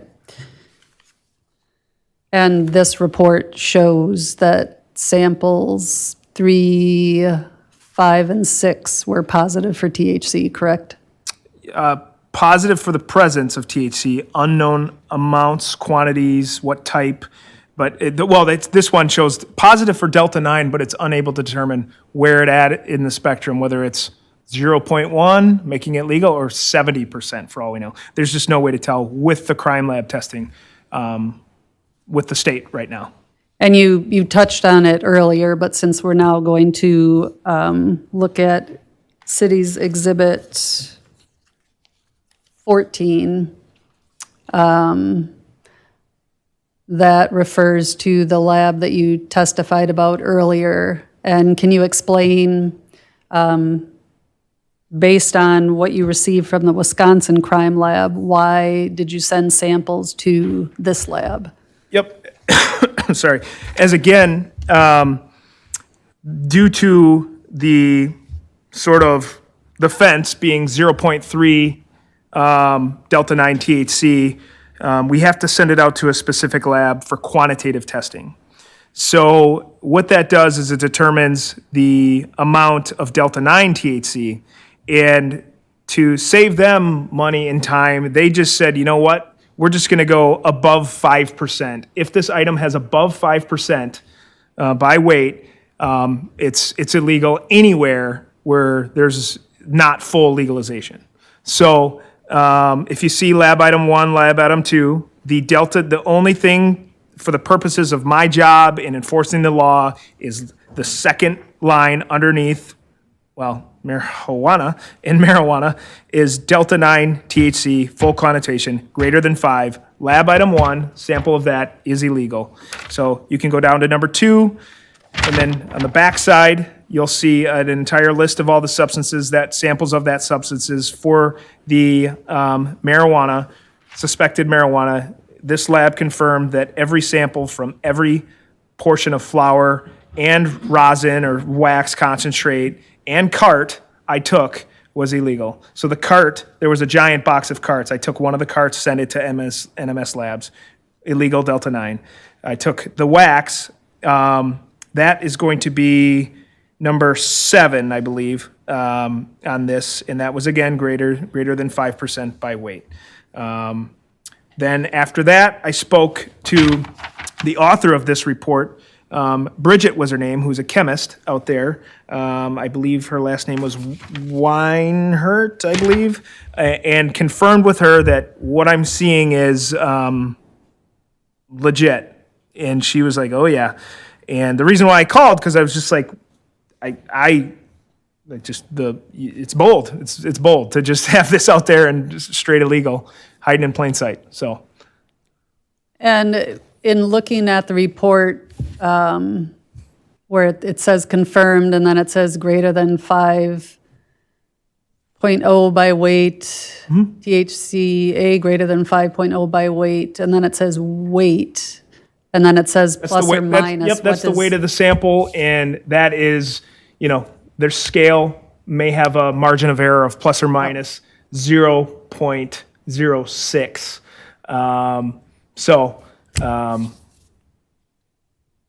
Yeah, that's pretty much it. It's pretty straightforward.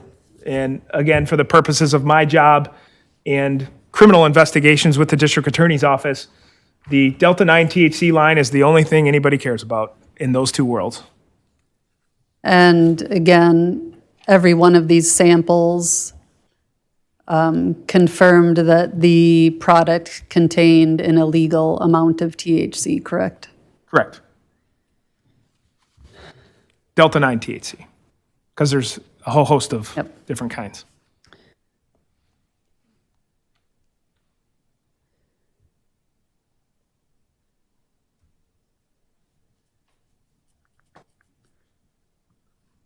And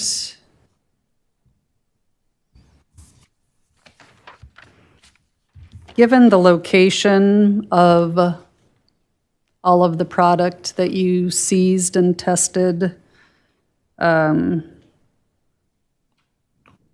your opinion as a narcotics detective, is there any way that a business owner or person purported to always be on the premises, is there any way that they would not be aware of the suspect controlled substances and the packaging equipment and the, Well, I think I said this during the preliminary hearing, you would have to be completely blind, eyesight not working, to miss the sheer amount of psilocybin here. Just that alone. I mean, it's psilocybin. And then, there's flour everywhere. Of course, the game is right now is, oh, I thought it was THCA, less than 0.3. I didn't know. But, that's what we see time and time again. Maybe there's some people that are, duped by it, but based on his history, and the tips we received from this place, not only selling to underage people, I think there was a tip about a underager that was hospitalized as buying alcohol there. There was, we've had.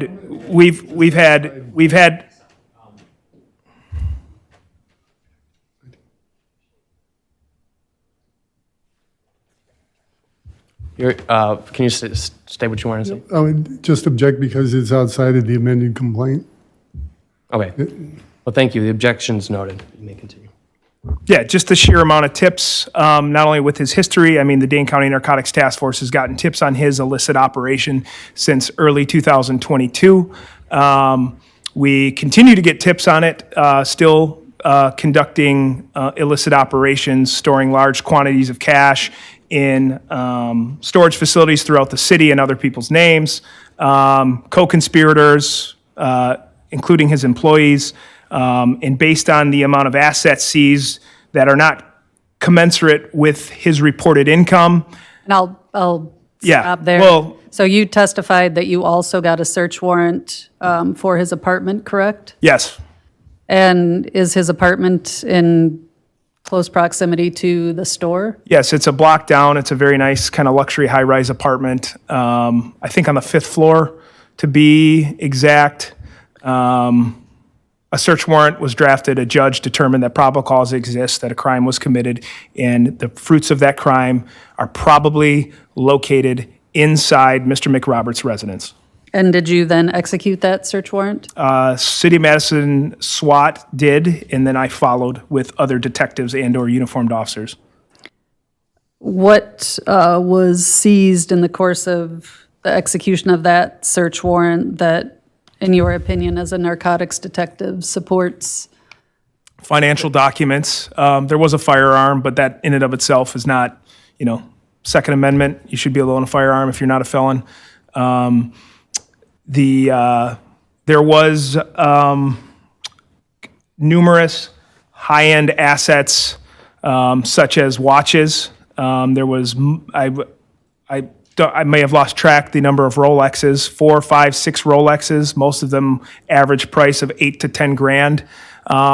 He was booked in with a $60,000 watch on his wrist. It was appraised at, I think, $40,000 by Sklitsky Jewelers. You total up just simply the assets and jewelry, it's more than what he reported to make, combined with his income in his Summit Credit Union account, that it's just not commensurate with the reported earnings, let alone who knows how many employees he has, because he wouldn't identify his employees. So based on my experience, maybe there's something there. I know Dad got him started in this, helped him get started in this. When you say he wouldn't identify his employees, what do you mean? We asked how many people he employed, and he didn't want to talk to us. He wouldn't give us the employees' names, and he asked for a lawyer, which I'm all for.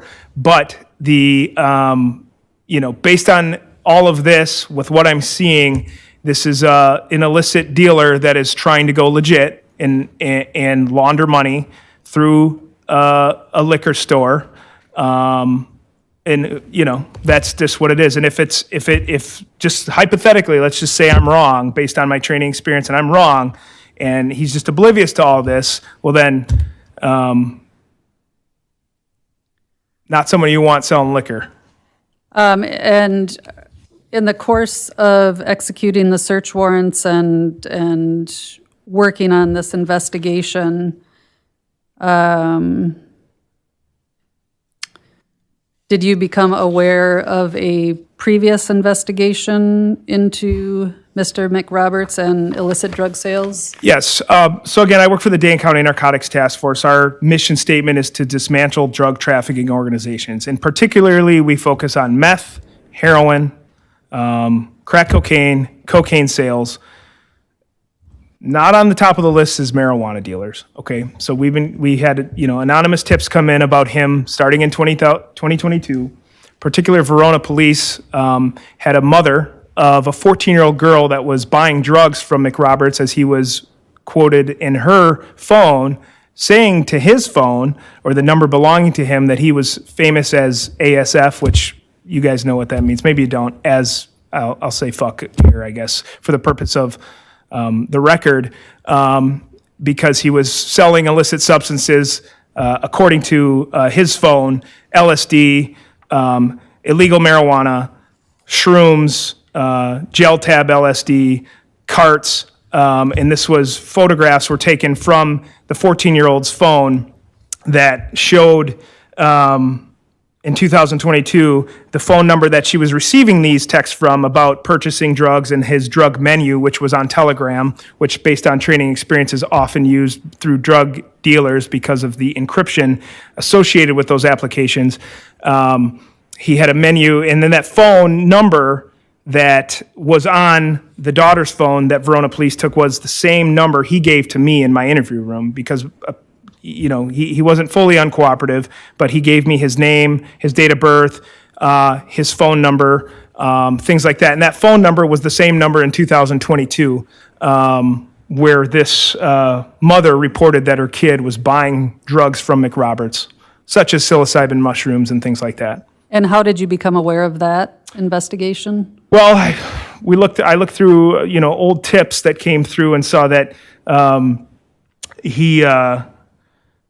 his name came up, and again at the time probably ignored because we're focusing on heroin, meth, things that are more of a problem in the community, and saw that he grew up in a very, very nice home in Verona.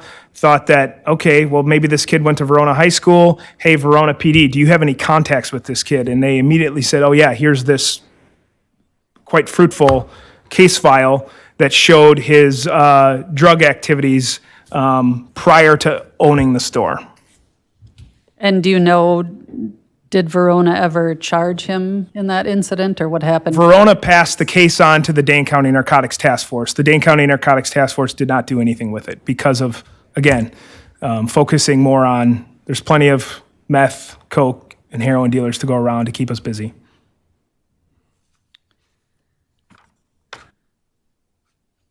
And in the course of the investigation related to Fusion, did you interview or participate in an interview of Jerome Lovestar?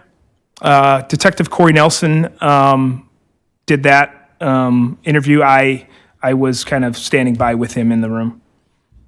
And do you recall what Lovestar said in terms of working at Fusion, how long he's worked there? I think he said he had worked there for approximately a year, to Detective Nelson. He stated that he worked there, give or take, estimate 3 to 6 hours a day. He said that McRoberts would be there every day with him at least half of his shift. Did not identify other employees such as Kieran Hansen up here. He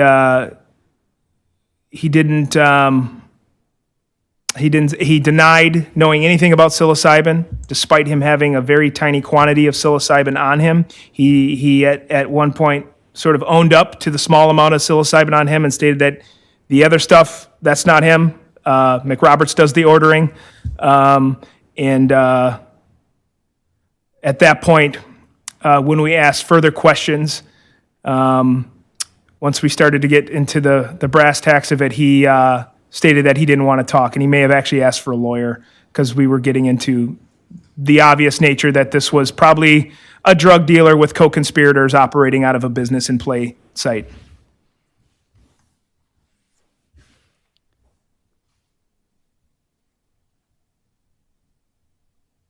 And did Love Star tell you how he gets paid in the course of his employment at Fusion?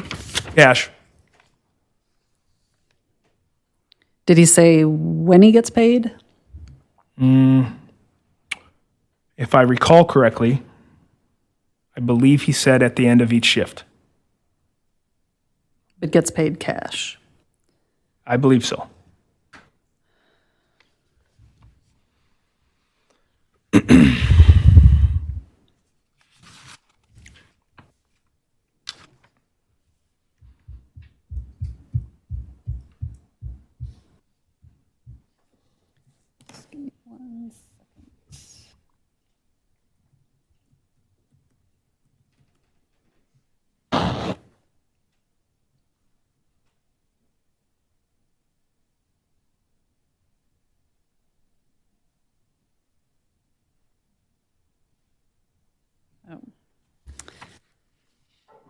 Were you aware of the district captain, Kip Hartman, sending a notice of public nuisance to the property owner of 36 South Bassett Street as a result of the search warrant execution and the evidence seized?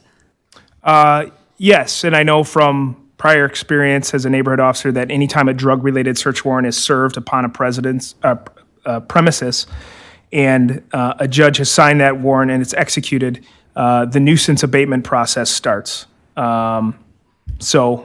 Basically, the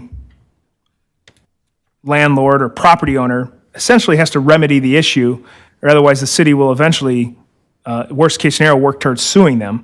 So because of this happening, basically the Keller Group is one way or another going to have to get rid of him out of this building. Otherwise, they will face the city of Madison and attorneys and eventually hit their pocketbook. So based on the totality of the evidence and the circumstances, is it your opinion as a seasoned detective and detective of the Dane County Narcotics Task Force that McRoberts was trafficking illegal Schedule I controlled substances out of 36 South Bassett Street? Yes, it's obvious that that's occurring, and it's been occurring prior to that store opening with evidence from screenshots from his phone dating back in 2022. So we know it started then. Of note, there's actually a decent level of sophistication to this. The phone on Telegram had what's called the Fez menu. If you recall that name, Fez menu, you click on it, it actually gives you pricing and shipment fee, where it can be delivered, whether it be LSD, shrooms, drugs, or marijuana. The profile picture behind it is actually, for those HBO fans, is a picture of a guy named Fezco O'Neill, who is a character in the show Euphoria, who's actually a loser dropout high school guy who sells drugs. So this is also the name of his pet in his store, who has been deemed by people in the comment section as the mascot of the store. So the pet's named Fez. The plate on his GMC is named Fez. So Euphoria is a great show, but clearly there's an affinity for a drug dealer who was lovable by all, by Mr. McRoberts. And there's screenshots that from this phone that sort of corroborate, hey, I can deliver here, I can deliver there, unless someone else owned this phone number at the time, which Verona PD checked, and Mr. McRoberts owned it, and it's also the same one that he gave me during my interview. This is a continuation of illicit drug dealing, starting with kids at Verona and getting into now the public square. because if, you know, again, not a drug dealer, but if I was, I wouldn't want to be doing back alley deals. I'd rather have a storefront. And then start to get other people involved with it to insulate yourself. That's what people do, such as employees. And whether they know it or not, this is just typical of someone trying to make money by breaking the law. Okay, nothing further from the city.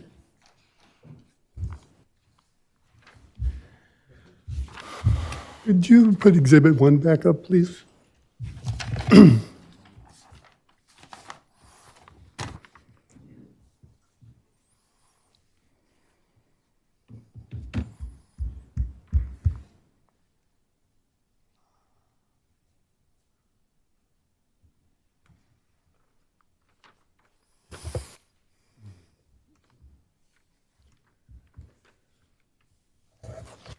It's my understanding that all of the flour that you found in the store was illegal. Was that your testimony?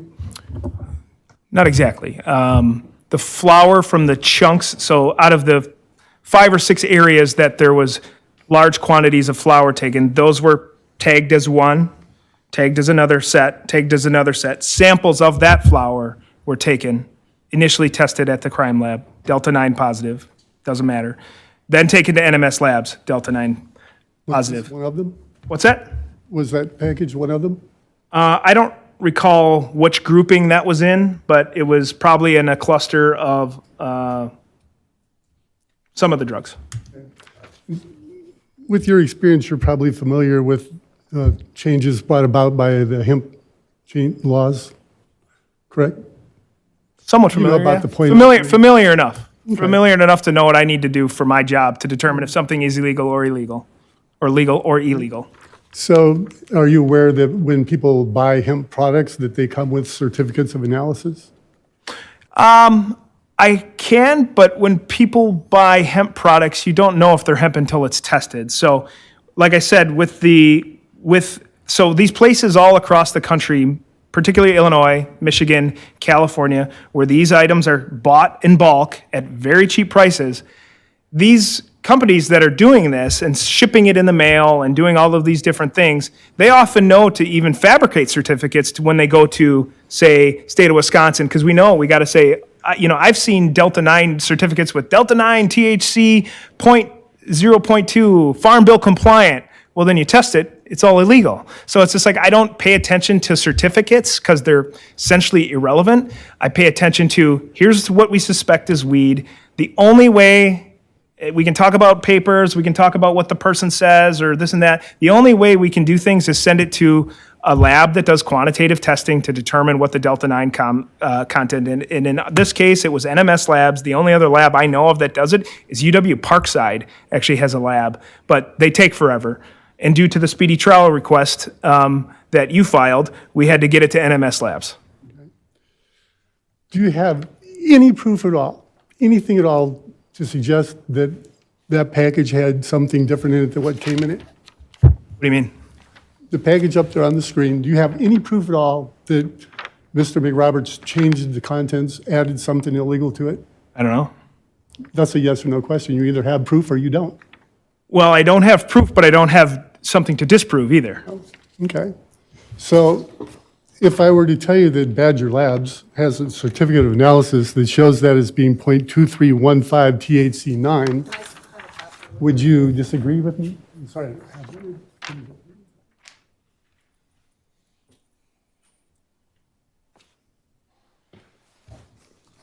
And while we're at it, I want to browse for these.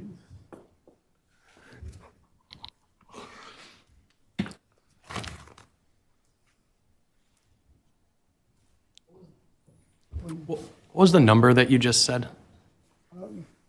I'd have to look it back. Okay.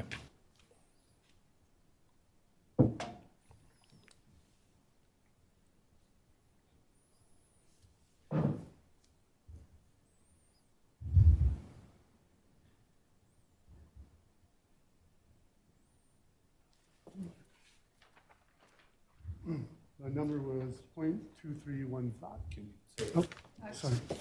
The number on the Delta 9 is 0.2315. I'm going to object to these reports because I have no idea who created them, whether the labs that they purport to be from are legitimate labs. There are ways to drill down and determine whether they are legitimate, but I do know that certificates of analysis, it's not unusual for them to be fake. And there are a variety of red flags that are associated with the certificates of analysis. And without knowing whether it is in fact a certified lab, I don't think it's appropriate to put that before the committee.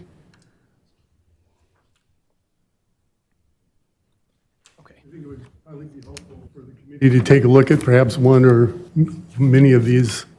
They came with every single.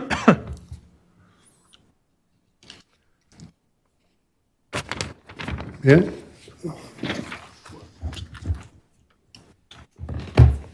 Do you have an electronic copy that you can provide me? And Do you have anyone to testify to their authenticity? Sorry. we were attempting to get someone here. He wasn't able to come. On Zoom, maybe? But he said that he would be able to appear by Zoom. But I'm not sure if he would know about this particular one. He's a hemp distributor. But he's a hemp distributor and provided most of these. Okay, well, the objection can be noted for the record, and we'll go on.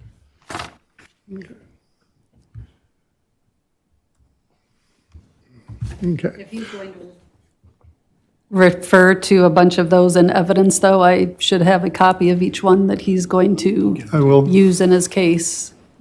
And it's not really fair if I don't have one to look at.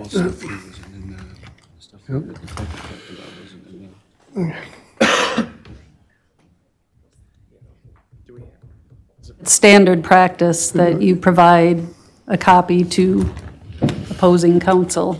Yes. That is actually true, which brings us back to one other issue. I did bring the medical records that were requested. And I apologize for not being more prepared, but I really have been trying to catch up from being sick for a very long time. Well, we have one copy of these as well. Is there any? Look at them. What is that? This medical record. Well, that's irrelevant to what we're currently doing, so. Mr. Verbeek, is there? No, I won't.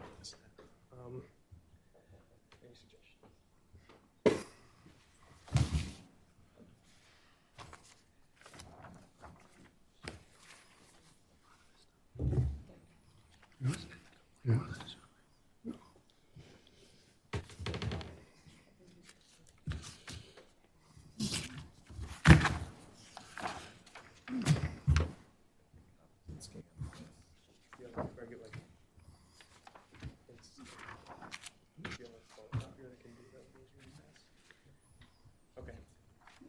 I'm also just going to note for the record that this hearing, I believe, has been scheduled for about 60 days now, and it's a little ridiculous that he's that unprepared to share exhibits. You, I how think about this? Mr. Verbeek said he could make copies. I object to that. Given that this has been scheduled and rescheduled, I see absolutely no reason why he could not take responsibility to make copies of the exhibits and have them available.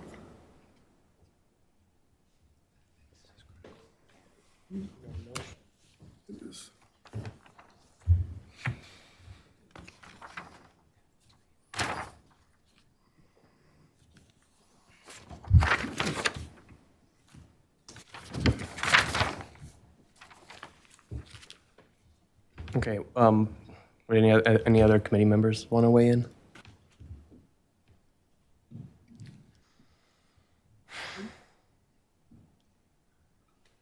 I think Attorney Zillivi makes a good point. I think that you should look at the medical records before you make that point. We 'cause can take that, that's not where we're at now, but we can, I mean, we're gonna have to get that eventually, Okay. but 'Cause- not my main concern right now. I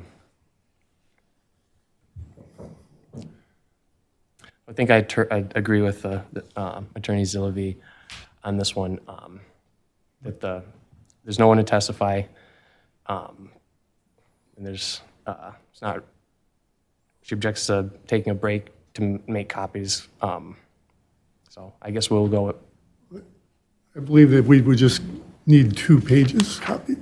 just 2 pages of it. I don't think that the others are necessary.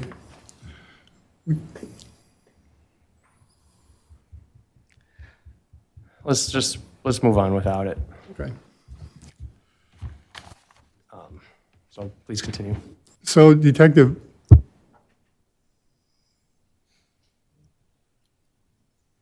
there was a safe in the store. Do you recall seeing that safe? No.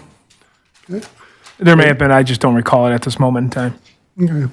So, I know if there was a safe, there's a guy I work with that if there's a safe and we have a warrant, he's going to want to break into it and make a show of it. So I do not remember the safe. okay. And that may very well be true as behind the door. Did you ever ask about certificates of analysis? Well, I tried to ask about a lot of things, but he wouldn't speak to me without a lawyer. And the only thing I obtained was his phone number and name and date of birth and the address I obviously knew of. I remember my port basically saying, you know, when someone asks for a lawyer, I kind of, I cut it right there. But as I've stated before, and if it's not obvious, certificates of analysis don't mean anything. The only thing that means something is what the final lab test says through NMS labs or the certified labs that actually specialize in quantitative testing. So again, like I've said, illicit businesses will have fake anything. You're talking about criminal elements here that are, by definition, don't follow the rules. So when someone says, oh, I have a certificate, it's just like, my assumption is with a place like that, well, where was this made up at? You know? Now, until proven otherwise, I don't see it. But the testing confirms that regardless of what any certificate says, this stuff is illegal. So this isn't a nuanced issue that requires an extensive analysis. This is a straight up drug front. And so, are you aware that as hemp sits over time, that there is decarbonization? Are you familiar with that? I'm familiar with what I'm required to know what is illegal and legal. So decarbonization, sitting there, unless that causes the Delta 9 THC content to just skyrocket, then you may be onto something. But as far as I'm aware, that's not the case.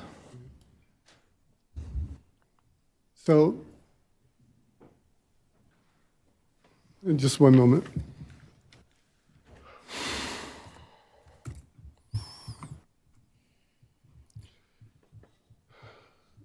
You have a state crime lab, correct?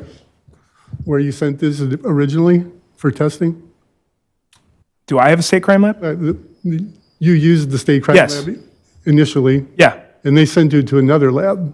Well, they don't send me. I know that per the district attorney's office, they still want us to go to the state crime lab. So the psilocybin, the state crime lab is sufficient for psilocybin and psilocin. The weed, okay, yes, it can tell us if there's a Delta 9 content there, which could be one of 10 different types or 20, 30 different things in that alleged THC or suspected THC. So based on that, if the DA's office is pursuing a criminal case, in a case like this, they will send it to NMS labs. Is there the Dane County District Attorney's Office preferred lab to use? Okay. So, assuming, just for argument's sake, that he did have certificates of analysis, that was actually matching that particular bag. Can you say, through some knowledge that you have, that the THC-9, Delta-9 content doesn't increase over time? Well, I cannot say, but I can say at the lab. So if it, either way, if it gets over 0.3%, it's illegal. So if that's the case, he's going to have to offload hemp as fast as humanly possible, because if it sits there, all of a sudden his legal operation becomes an illegal operation. As far as I know from talking to hemp dealers, that's not the case. But I can't speculate on that. All I can speculate on is at October 8th, City of Madison, County of Dane, at the time of the search warrant and the time that was seized, presumptive positive test, and within so many days, this went to the NMS labs and showed that it was illegal. Combined with all of the evidence of illicit dealing in his history, it's pretty clear what's going on here. I don't have any, you keep referring to all these tips. Can you show us any of that evidence? Well, the Dane County District Attorney's Office has provided you with discovery, which shows they should have if the trial is not too far away. So you should have at least a first batch of discovery, which contains the Verona Police Report, which shows it shows the evidence of his illicit drug dealing to kids at Verona High School. You will also know, as an experienced attorney over many years, that Crime Stoppers tips are anonymous and are not part of anything. We don't even get to know much about them. So an anonymous tip is anonymous tip. It's not evidence of guilt. It's not evidence that it's true. It's something that we take with a grain of salt that we have to follow up on. And based on those tips, combined with what we have here and all the evidence discovered through my investigation, it's clear those tips were probably pretty accurate. So how exactly is it that you believe that these tips are accurate, that there was somebody underage in the store that bought alcohol? How would they know that? I don't know that. It's just a tip. Yeah. Okay. So going back to the various hemp products, they were all relatively, they're over 5%, and he did that because it was cheaper, but regular marijuana generally has a THC, it's much higher than it, does it not? Well, there's no general THC. There's all different kinds. And the only thing that only thing as I'm concerned about is Delta-9 for, again, I hate to sound like a broken record, but if it's over 0.3, it's illegal. So now, back in the day when they did full quantitation and had the exact amount, I mean, a lot of the stuff out there is 70% Delta-9. A lot of times it's, but, for the purposes of the state of Wisconsin and city of Madison, in this case, anything over 0.3. If it was 0.4, it would be illegal. But we've got 10 times at least over the legal amount of Delta-9 in the samples that were taken from his store. 10 times? Well, 0.3 times, or 0.3 times 10. I don't know. I'm not the math guy, but These are 5% by weight, greater than 5%. right? So, well, But that's 0.05 rather than 0.03. so 0.3 times 10 is 3. Okay, that's 10 times the amount would be 3%. It is greater than 5%, so we're actually talking probably, 12, 13, 14, 15%, and that's just the lowest threshold they have. So I have no doubt some of this stuff is much higher, especially the mid-tier stuff or the high-tier stuff or the THC wax, which wax will get you high as a kite, and the THC content oftentimes is astronomical, and it's such a small amount, it knocks people out.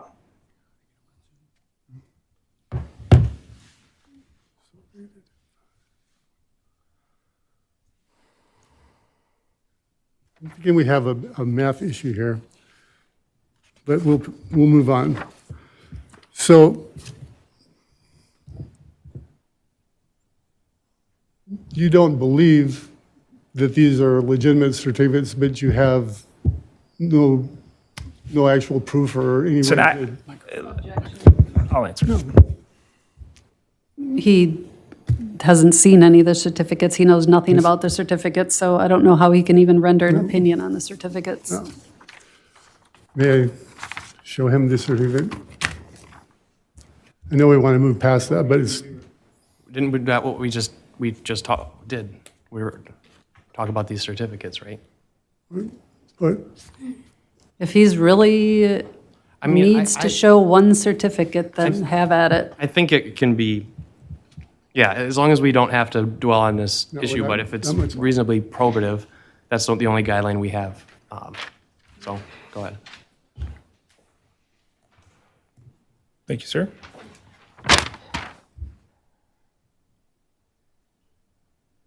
And,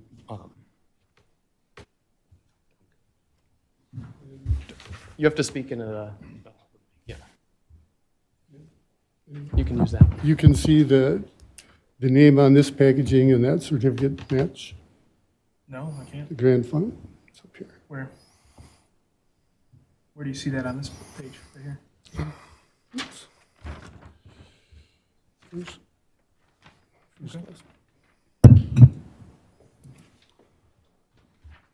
Okay.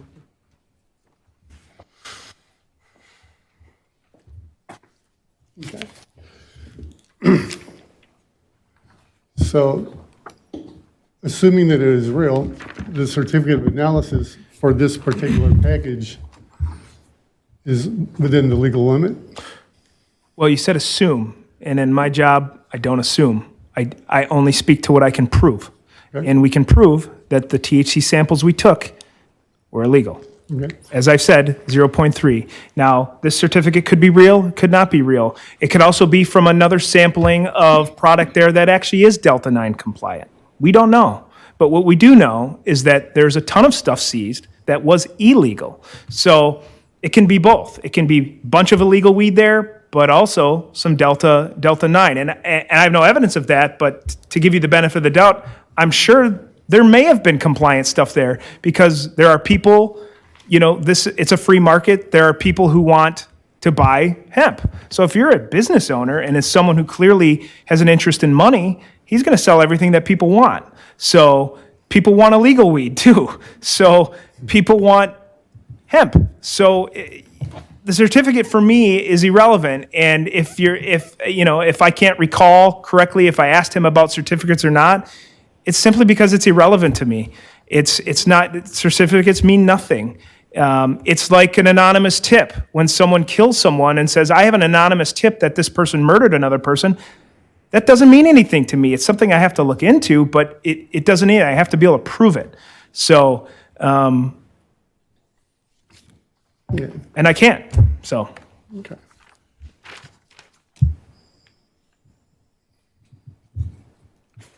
And you mentioned earlier that someone else was found with mushrooms on their person? Yes. Okay. There was a security system with 16 cameras in the store. Sure. That was seized, correct? Yep. Okay. Given all of the illegal activities that you believed were happening in the store, have you reviewed that? I have a request made with our forensic unit to see what they can extract off of the server. That has not been able to happen at this time, and it is in progress as we speak. But for the purposes of this hearing and the criminal case, it's kind of irrelevant. Okay. So why would that be irrelevant if, as far as the THC, I understand that, but why would it be irrelevant as far as the mushrooms? I mean, if we want to charge a lot more people with crimes, I'm more than willing to do that. I have no doubt Mr. McRoberts has co-conspirators in this case, some of which are sitting in this room. A search warrant will be drafted once we can find out if there's viable data, or with the help of your client, we could get consent to look through that, including his phone. Gave consent. So I have no doubt you have also people at McRoberts' direction. As I've testified earlier, drug dealers eventually want to get more drug dealers. And if they have half a brain, they're going to insulate themselves from, they're going to have lackeys, people they use to distribute their drugs with them. And he may have people on the same level as him. Many of these people are friends from childhood. he can't work 24/7 at this place. He's got to have other people do his bidding. Are you aware that there are safe harbor provisions in the hemp laws? I've never heard that because I don't care about hemp. I care about illegal weed. Okay. But the difference between legal hemp and illegal weed is 0.03 below is legal, above is illegal, correct? For Delta 9 content. Right.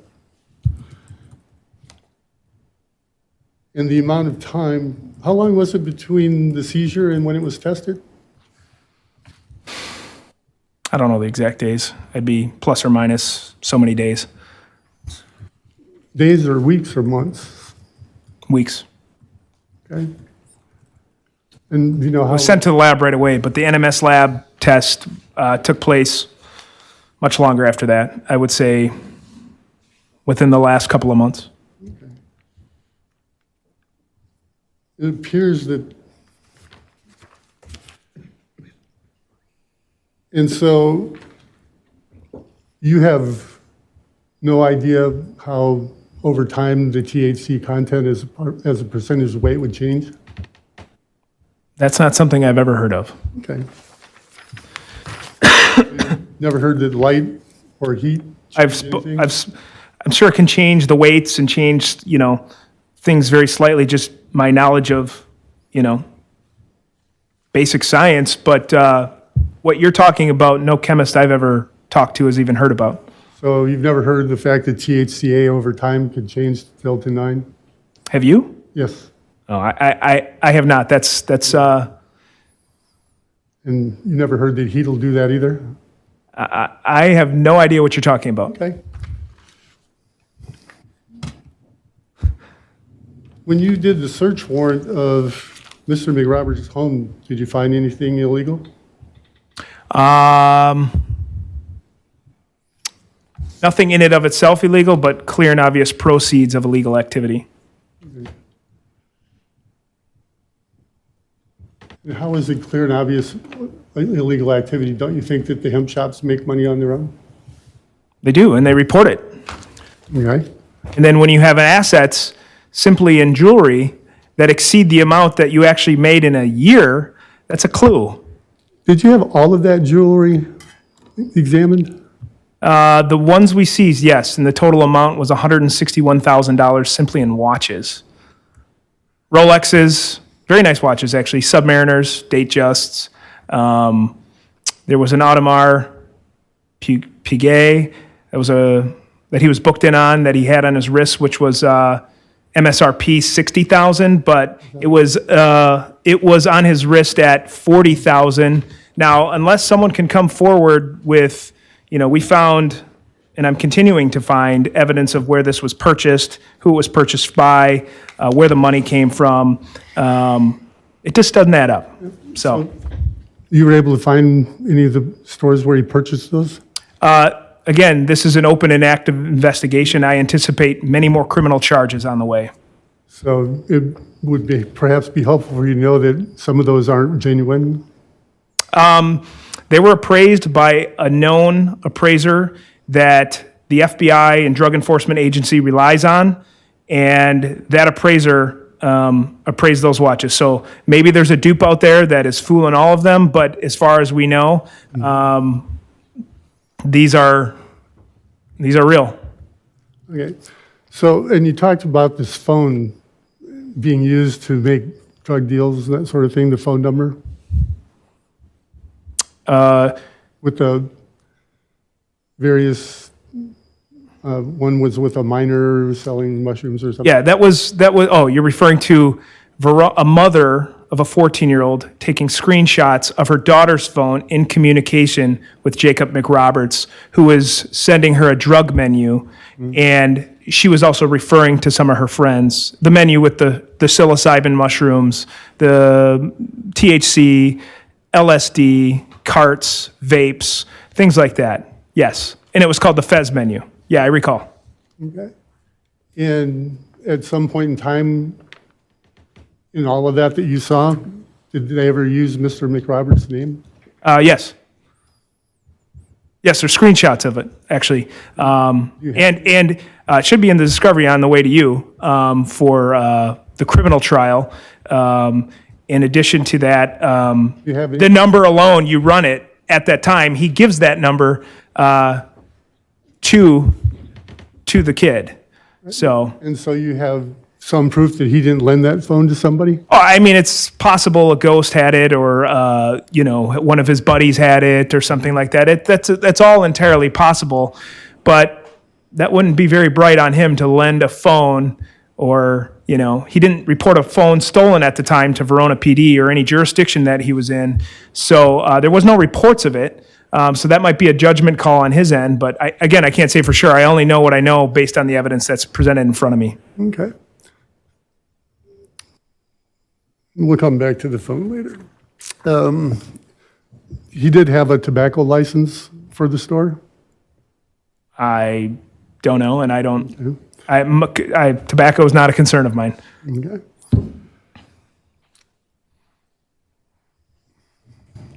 And just one last question as a yes or no. Do you have some proof, any kind of proof at all, that he put things in bags where it didn't belong?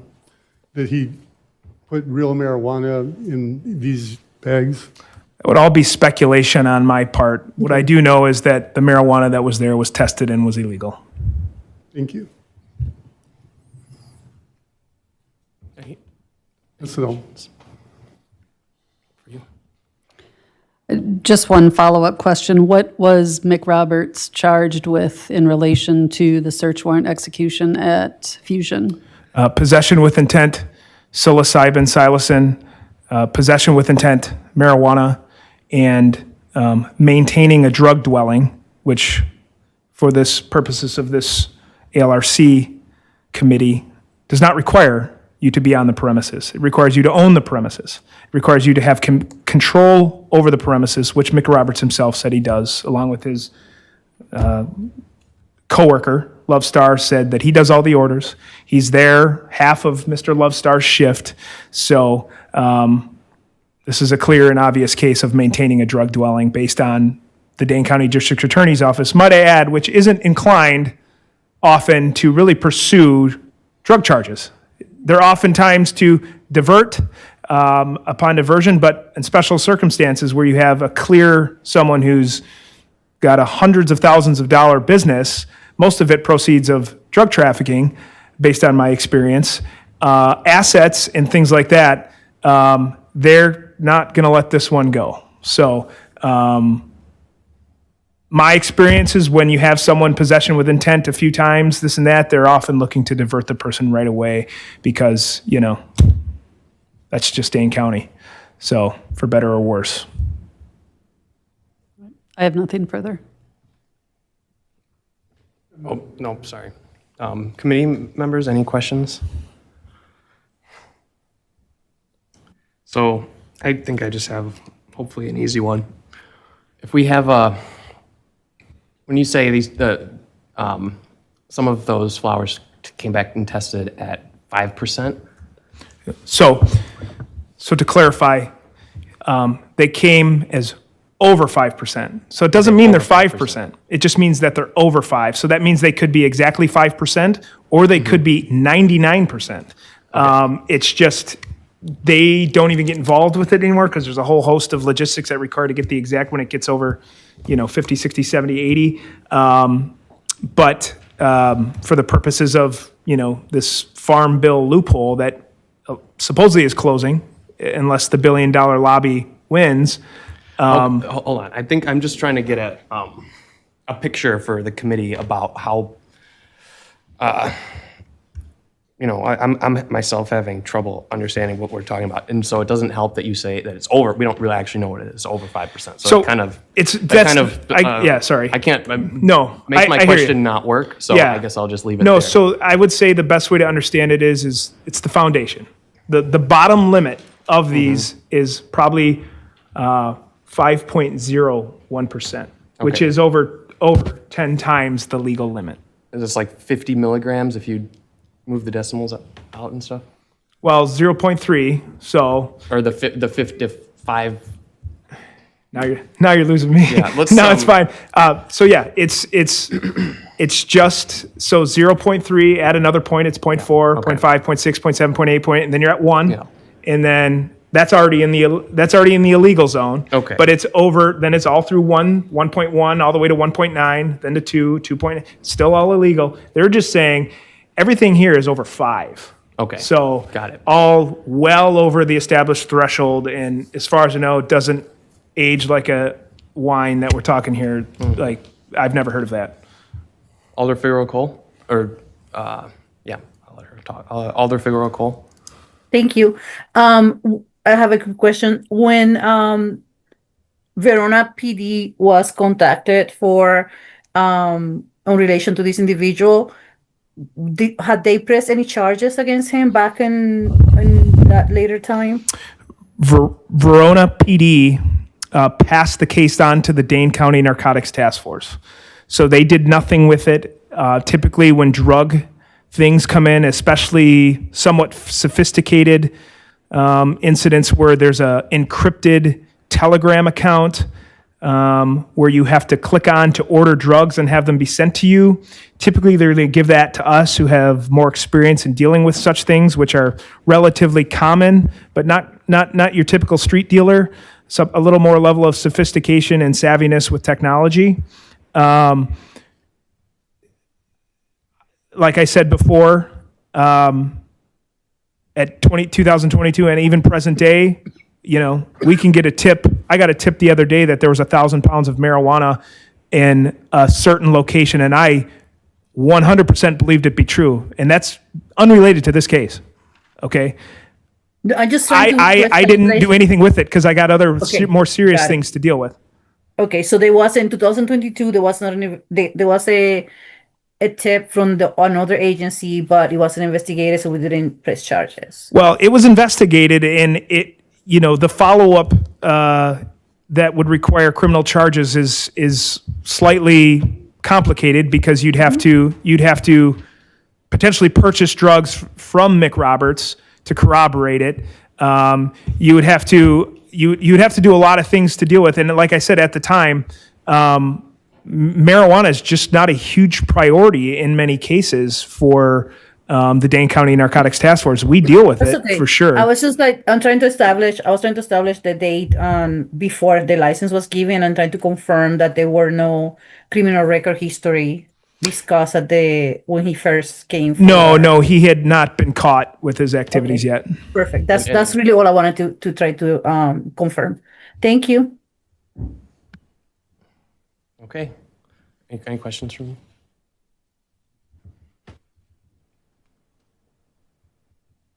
No, nothing further. All right. Anything else? All right. Let's move on. You still need to. I would like to move exhibits 1 through 14 into Okay. evidence. They are accepted.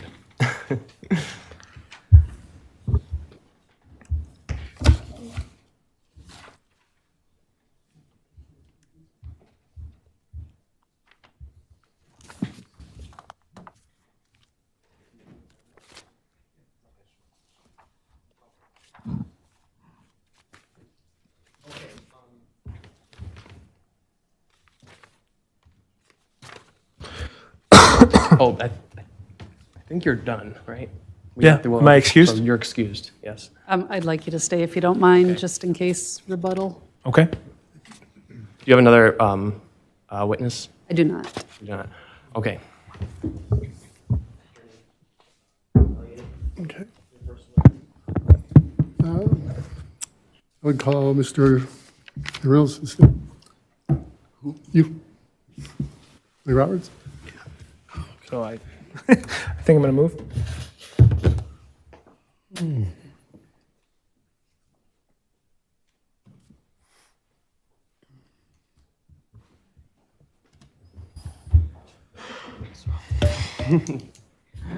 Okay. Raise your right hand. Do you swear that or affirm that the testimony you give in this matter shall be the truth, the whole truth, and nothing but the truth? Yes. Thank you. So you are the sole proprietor of Fusions, Yes, I am. and you're responsible for obtaining the products that are sold there? Yes. And to the best of your knowledge, have all the products that you've had for sale there been legal? Yes. And where do you purchase your products from? Variety of hemp distributors. Okay. So, and do you generally get a certificate of analysis with them? With each hemp product, yes. And you've kept all of those? Yep. Okay. And so, when you purchased them, you were led to believe that they were all legal? Correct. And they had the certificates to prove it, that they'd been tested and were legal? Correct. Each hemp product is delivered with a certificate of analysis. Yeah. Okay. And you've never put other products or mixed those products? Never. Okay. So there were mushrooms found at your store. What do you know about those? Nothing. You were unaware that they were there?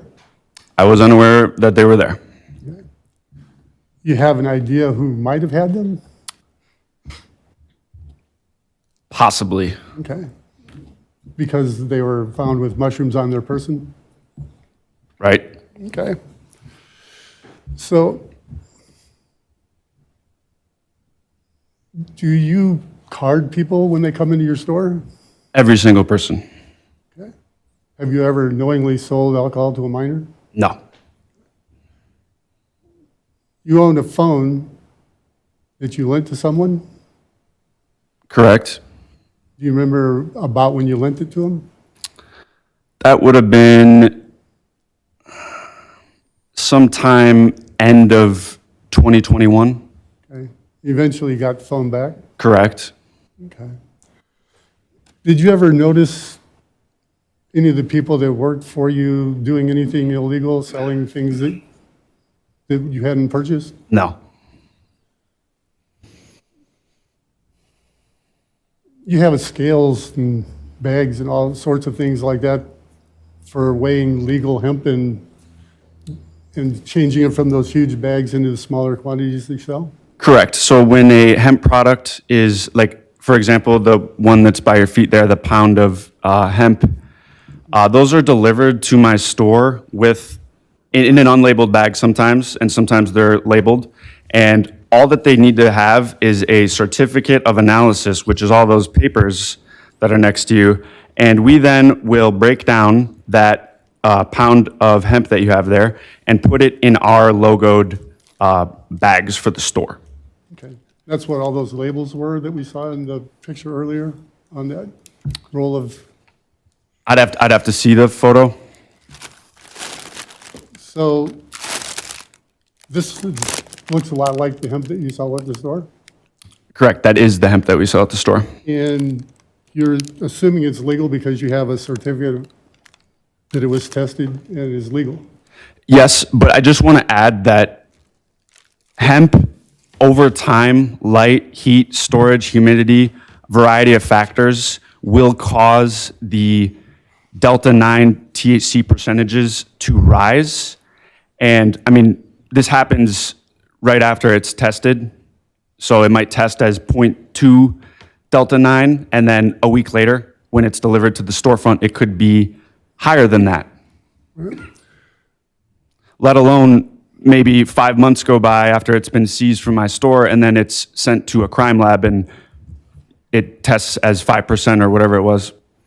So just to be clear, you as a business owner don't have the ability to test these things? Correct. I rely on the certificates that are delivered to me from the various hemp distributors. We probably deal with over a dozen. Some are in California, some are in Michigan. We get them through the mail. Some are right here locally in Madison and deliver the product in person. Okay.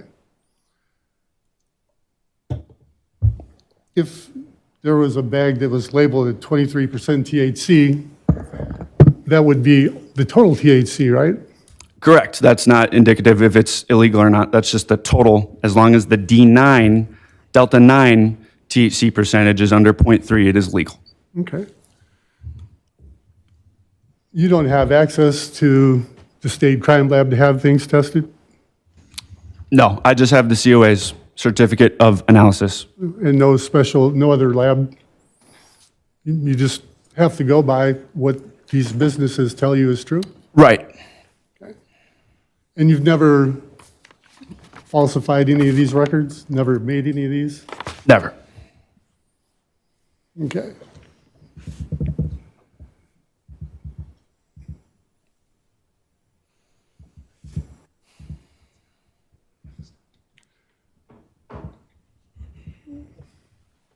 Why were there bags with different amounts of cash in the store? So I'd have to see the photos again, but generally, if we get fraternities, we sell alcohol to maybe 10 different fraternities, and they all arrive every Thursday, Friday, Saturday for their liquor for whatever event they're hosting that day. And they generally prefer to pay cash because there is a 3% processing fee for cards. So if you can imagine what $4,000 could be, a fraternity order. And if you have to pay 3%, that comes out to over like $100 as a processing fee. So they'd rather pay cash. And I've instructed employees to initial the fraternity. There's some bags next to you that might be helpful to show, but a brown paper bag will be labeled, say, KS, stand for Kappa Sigma, and they'll say 4K under it, and there might be $4,000 in that bag that I will then place in the vault, which they didn't find. It's not hidden either, it was just in the inventory room. And the reason I instruct employees to place those bags on the side counter is because $4,000 wouldn't fit in the till. It's like this deep. And when you have several fraternities coming with thousands of dollars of cash, it's unrealistic to put that in the till.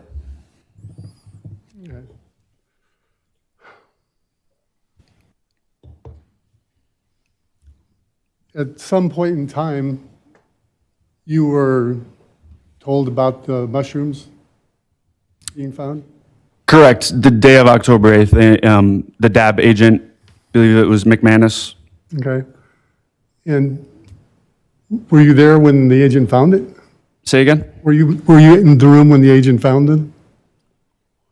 I think I was behind the register sitting in a chair while they were doing their search. Okay. I led her to the room where they were located, and then I went back to the register. Okay. And the premises is mostly on the ground floor, but there are also storage areas below? Say that again, I'm sorry? The store itself is mostly on the ground floor, but there's some storage and other space that comes with it? Correct. We also have an inventory room down the stairs. And where was your DVR located? At that time, the DVR was behind the register on the main floor. Okay. October 8th, is that what you're asking about? Yeah.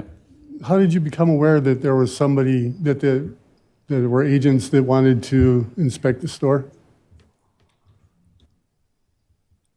I received a text, and I was already on my way back to the store from the vet, and I would have arrived at the same time had I gotten that text or not. Okay.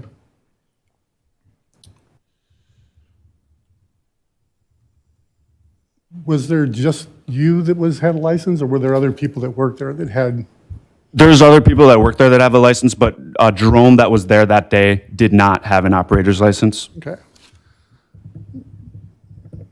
But you left him knowing that because you had an emergency with your pet? Correct, and that is my apologies. I do own up to that. Okay.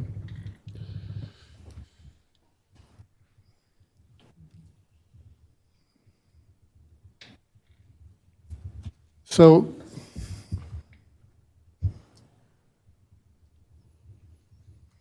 can you explain why these products tested the way that they did when they were sent to the lab? Yeah, going back to what I said earlier, units of legal hemp, after they're tested, the percentages continue to naturally rise. I'm really surprised the detective didn't know that.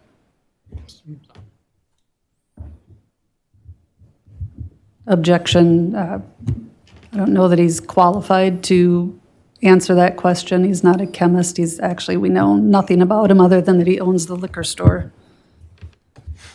A quick Google search will tell you that. Hold on.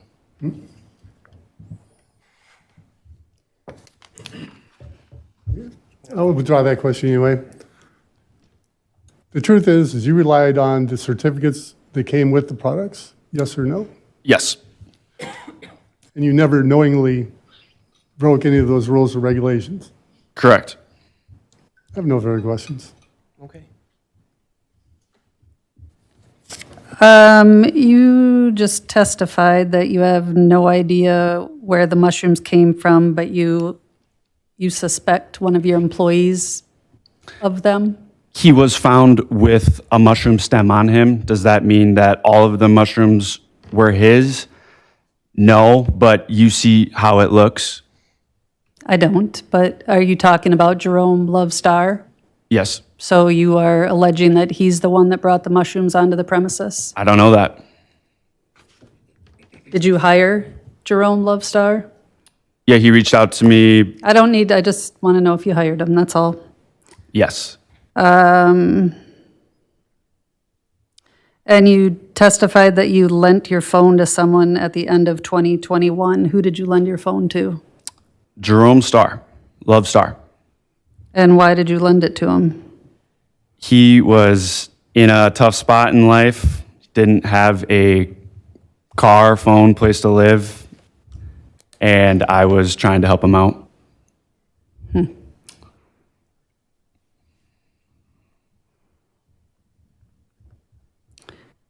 And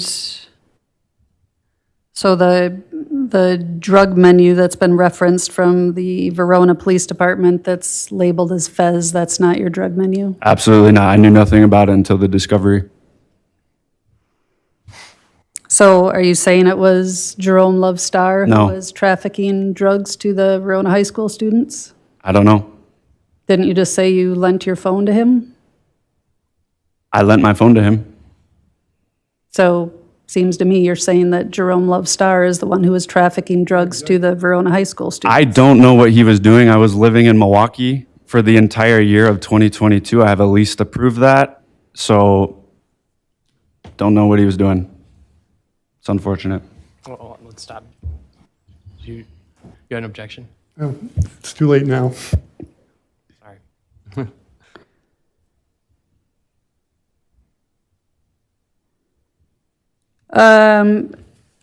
And did you say that, did you testify that on one of the dates in question where there was no licensed operator on site, that there was somebody licensed there? On January 15th, yes. Who was there, who was licensed? Me. Okay.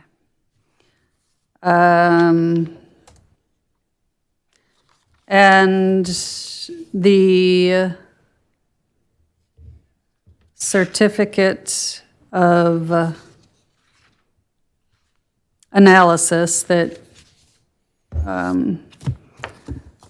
that you keep referring to, do you know how to tell if the certificate of analysis is fake? What? Don't look at him to answer the question. I'm asking you. I wasn't Don't need looking to at him. keep I was looking at around the him. room. No, you're looking at him. I'm not stupid. I can see exactly what you're doing. What was the question? Do you know how to determine if a certificate of analysis is fake? No. Have you done any research into how to determine if a certificate of analysis is fake? No.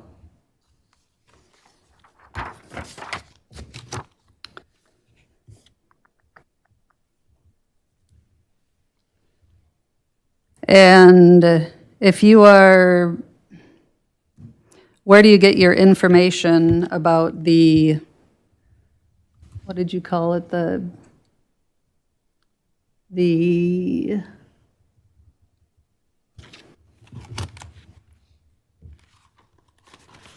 whatever that allegedly causes the decarbonization of the hemp so that it increases. Where do you get that information? Through my local hemp distributors that I talk with on a weekly basis, a quick Google search will also tell you the same thing.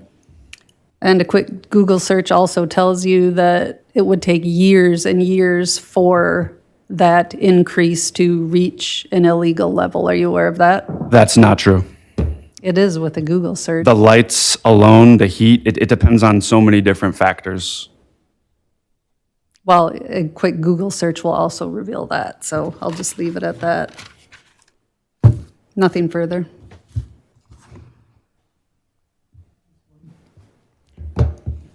Do you have any reason to doubt that the certificates you were given weren't legitimate?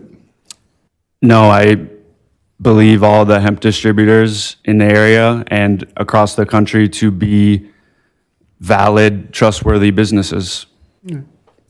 That's all. Okay.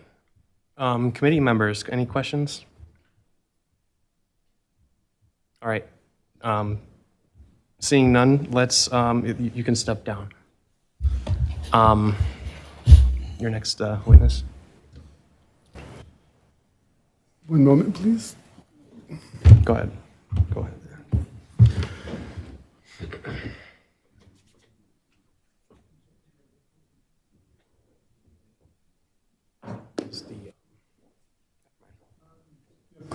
Jerome Lovestar, please.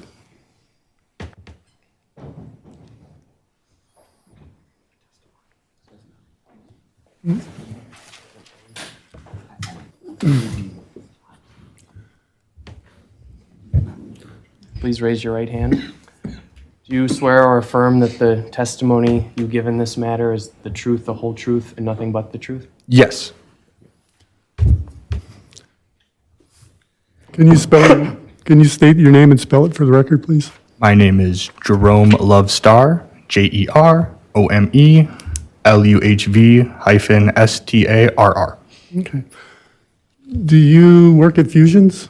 Yes, And you know Mr. McRoberts? I do, yes. Known him for a long time? Since 5th grade. Were you good friends most of this time? We're friends. Okay. At some point in time, did he lend you a phone? Yes. Do you remember approximately when? It was towards the end of 2021. Okay. And eventually gave it back to him when things were better? Yes. Okay.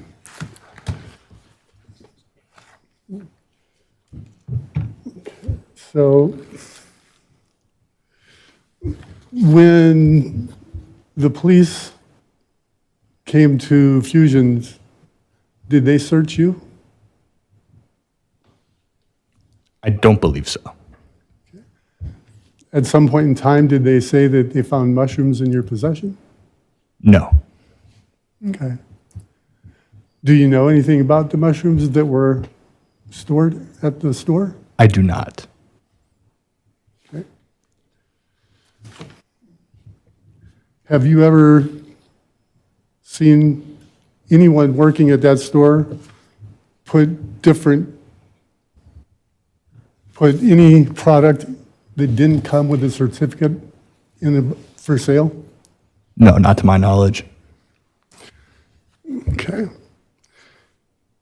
Have you ever seen anyone underage served alcohol there? No. Do you card everyone? Yes. Okay.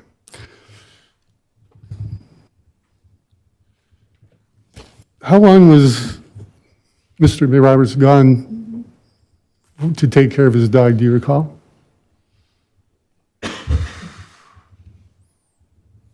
Maybe 20 minutes, 25?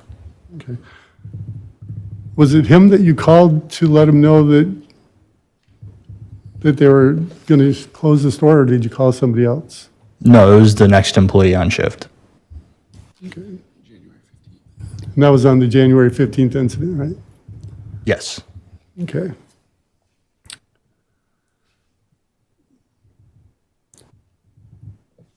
So when he started the business, you became an employee. Do you have like a regular payroll? Not really, no. Yeah. So it's kind of like we're all friends and we're just going to try and make this work? Right. I mean, small business, trying to help them out, figure it out as we go. Okay. And have you ever seen him sell any drug that you knew to be illegal? No. Are you able to explain why the prosecution believes there were drug sales taking place using the phone that had been lent to you? I'm not prepared to answer that question. I have no further questions. Attorney McReynolds. You just testified that you were at the store on January 15th and McRoberts had gone to take care of his dog, correct? Correct. Isn't it? I'm Or asking the January witness a 15th. question. He testified, though, it was January 15th. You just testified that on January 15th, McRoberts had gone to take care of his dog and was gone from the store for approximately 20 minutes. Is that true or not? No, that is not true. I'm getting And- dates mixed up just because there was not clarity there. Thank you for picking up on that. So both times you were the one at the store when police came and you were the only one on site and you do not have an operator's license, correct? Yes. And you had McRoberts' phone at the end of 2021, correct? Yes. How long did you have the phone?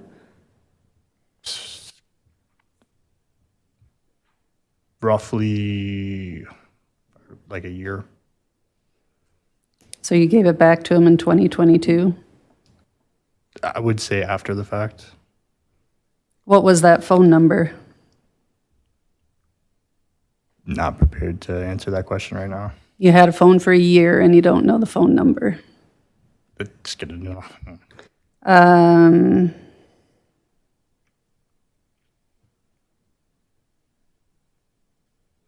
And do you recall talking with Detective Knibler and Detective Nelson on October 8th, 2025?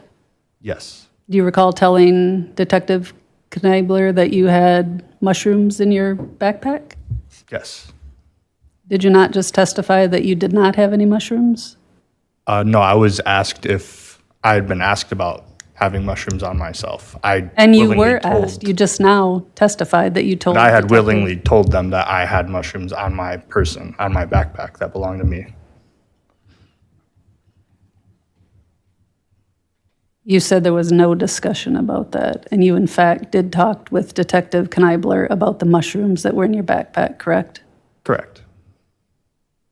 But you, like Mr. McRoberts, have no idea how the mass quantity of psilocybin mushrooms arrived at Fusion, correct? No idea.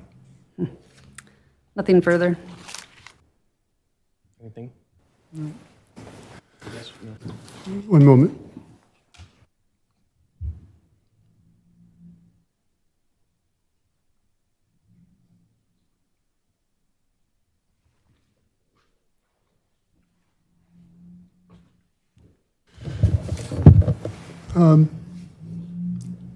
Did you ever see mushrooms at the store?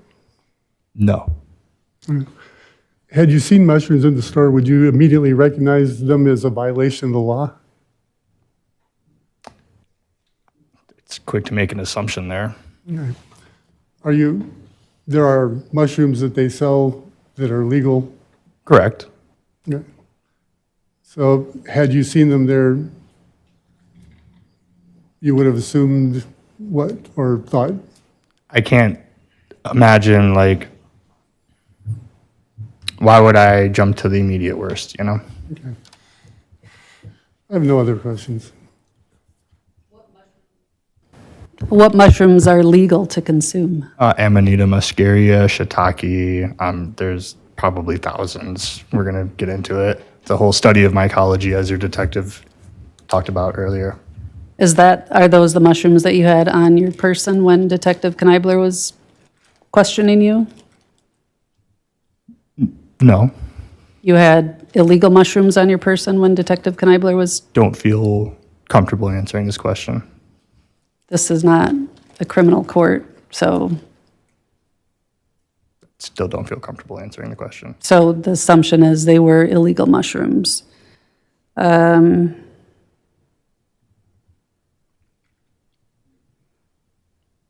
with the quantity of mushrooms that were scattered throughout Fusion, you never saw those bags. I'm not gonna make any more comments if this are the level of questions we're gonna begin to. Nothing further. Okay. Any questions from committee? Alder Figueroa Cole. Thank you. Are you still employed at Fusion? Yes, And what are your duties at, what are your responsibilities at this establishment? stocking shelves, greeting patrons, checking out, IDing. Just, I'd say typical like retail, liquor store, space duties. Are you aware of the regulations where if you're not licensed to be alone in the establishment, the establishment shouldn't be open? Right. So when the owner had to do this emergency exit for his dog, was there any discussions about closing the location while he came back? It was not discussed due to the just quickness of the emergency. But are you aware that you shouldn't, that it should have been closed? I am now. Okay, perfect. Thank you. Further questions from committee members? Okay, seeing none, you can step down.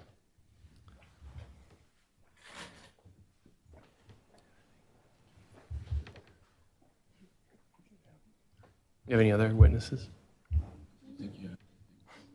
One more minute. Okay.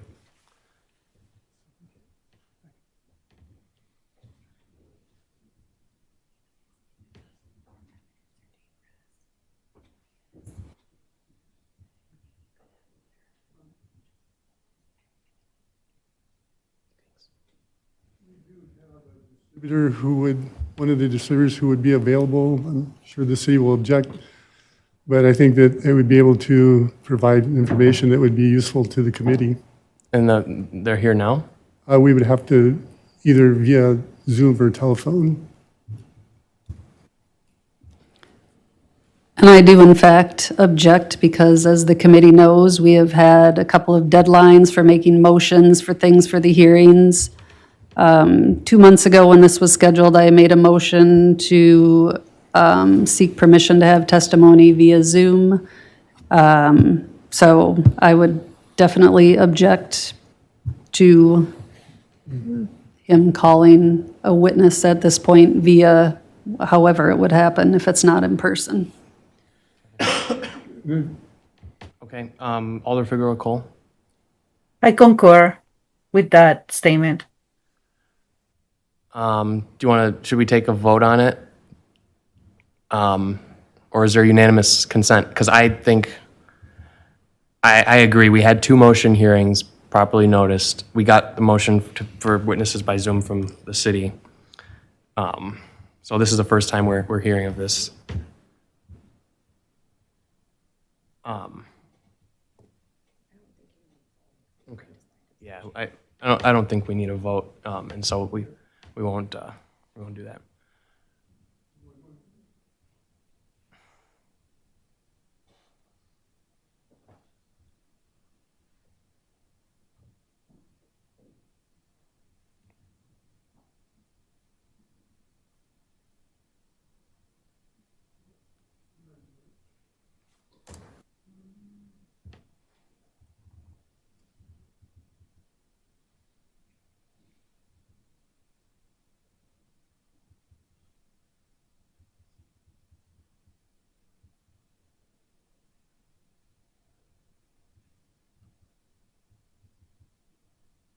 Okay,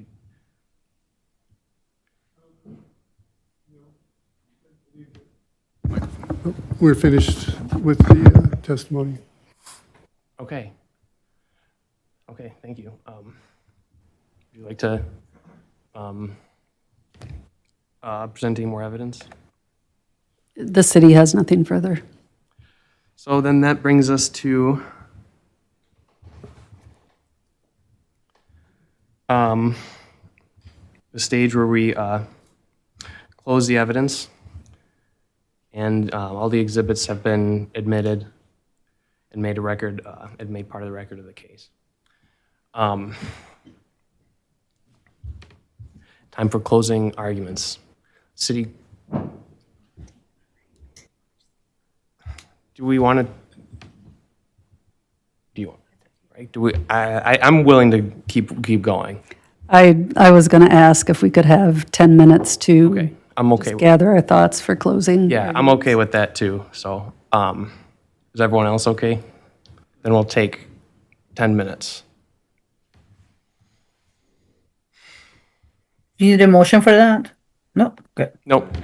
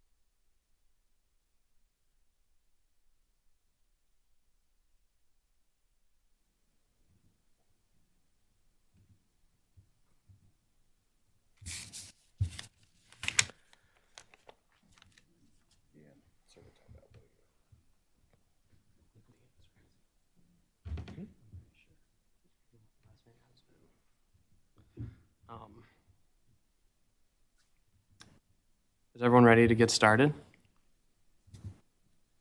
Okay, Attorney Zilliby.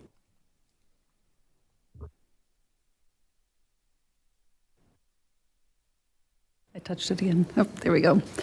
In order for me to ask for revocation of this liquor license, I have to prove the allegations in the complaint by a preponderance of the evidence. And I believe the committee has been made aware of what that standard is, which basically tipping the scale 51% more likely that the allegations are true. And I think there is an abundance of evidence before the committee that all three of the allegations in the complaint have been proven through the evidence that the committee heard today. As I recite some of that, I will start with what a drug nuisance is. That's one of the allegations in the complaint, that Fusion maintained a drug nuisance at the establishment. And Section 823.113 of the Wisconsin statute says, any building or structure that is used to facilitate the delivery, distribution, or manufacture of a controlled substance as defined in 961.014, and then there's language about controlled substance analogs, and any building or structure where those acts take place is a public nuisance and may be proceeded against under this section. And it's that statute that was the basis for the public nuisance letter that got issued as a result of the execution of the search warrant at this establishment. Given that I have proven the allegations in the complaint by a ponderance of the evidence, I would request that the committee immediately revoke Fusion Smoke and Spirits liquor license. The operator, McRoberts, claims he believed the THC products were legal. Even if the committee believes that, it does not explain the psilocybin mushrooms. The mushrooms are a Class 1 controlled substance in the state of Wisconsin. You heard Detective Kneibler testify that he has rarely seen a quantity of psilocybin that large and that the amount on the premises was indicative of trafficking. There's no gray area where the psilocybin is concerned. There's no labeling confusion. There's no good faith mistake that accounts for selling a Schedule I hallucinogen out of his liquor store. You heard testimony that McRoberts owns the store, is in charge of the store, and does all the ordering for the store. He claims he did not even know about the mushrooms being in the store and that he did not bring them onto the premises, but that doesn't really matter. He's the license holder. He has a duty to know what is going on in the store, and his claim that he did not bring it there is not believable, and the evidence presented does not allow for an inference that he was unaware of it being on the premises. In fact, I think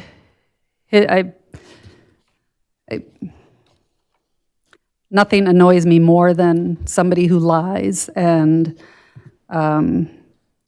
it certainly appears to me that he lied in his testimony and that Jerome Lovestar lied in his testimony in order to make it convenient for themselves so that neither one of them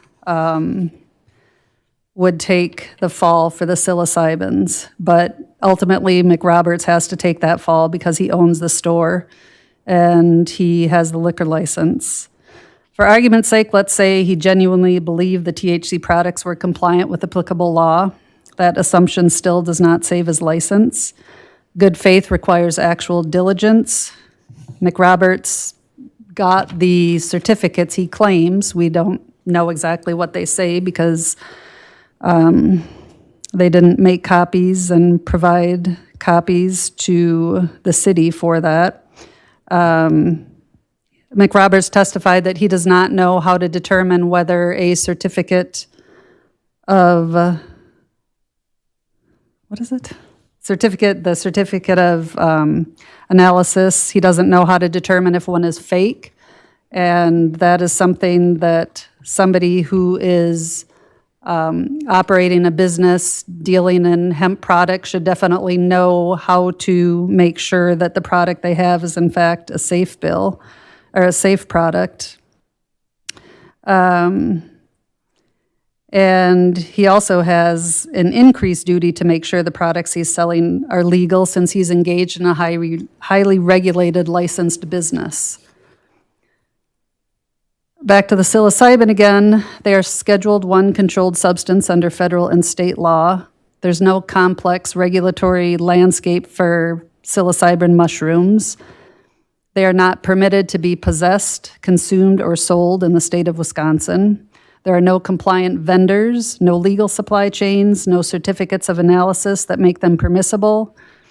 Roberts can't point to any source of confusion that would lead a reasonable person to believe that selling psychedelic mushrooms out of a liquor store is legal. I submit that the THC argument is not believable. The mushroom argument simply does not exist. And you heard the testimony from Detective Kneibler regarding the content of all the THC they sent to the lab out east, and that it far exceeded the legal limit of THC. So everything that was submitted to that lab was an illegal product that was being sold out of Fusion. Mr. McRoberts would like you to believe that when he got the product, it was legal, but then over a period of time, it became illegal due to I keep forgetting what they called it, due to the decarbonization. They did not provide any scientific evidence to support that. They did not provide any kind of evidence as to how that happens over a period of time, what the levels are over a period of time. And I think it's just a last-ditch effort to legitimize his illegal business. His liquor license is a privilege, not a right. He abused his privilege and made a conscious decision to illegally traffic controlled substances from Fusion. You heard Detective Kneibler testify about the Verona case, which, magically, his phone was given to Jerome, and magically, Jerome doesn't know the number and had nothing to do with the sales to Verona High School students. I think both of them are absolutely not believable with those assertions. McRoberts' dog is named Fez. The drug menu for the Verona incident was titled Fez's Menu. His license plate said Fez. Sometimes circumstantial evidence is way more powerful than direct evidence, and I think that circumstantial evidence is pretty powerful. Really, he and his employee sat here and lied to your faces, at least in terms of the mushrooms, I would say the phone. And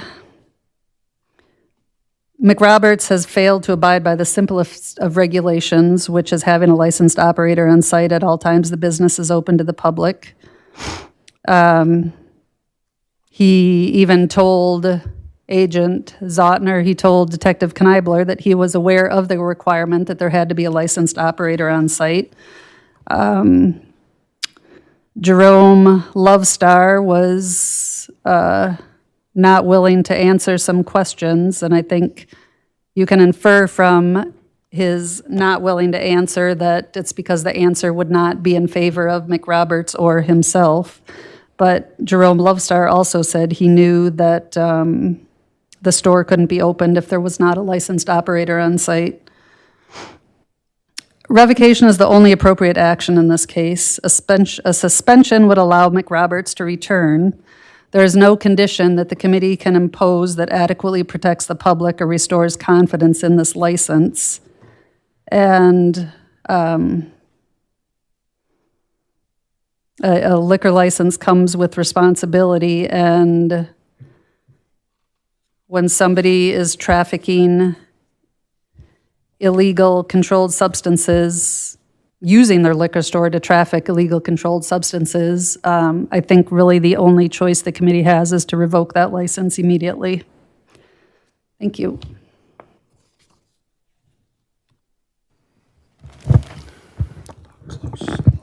First, I want to apologize. I was sick for a while. I should have had some of this submitted quite a while ago.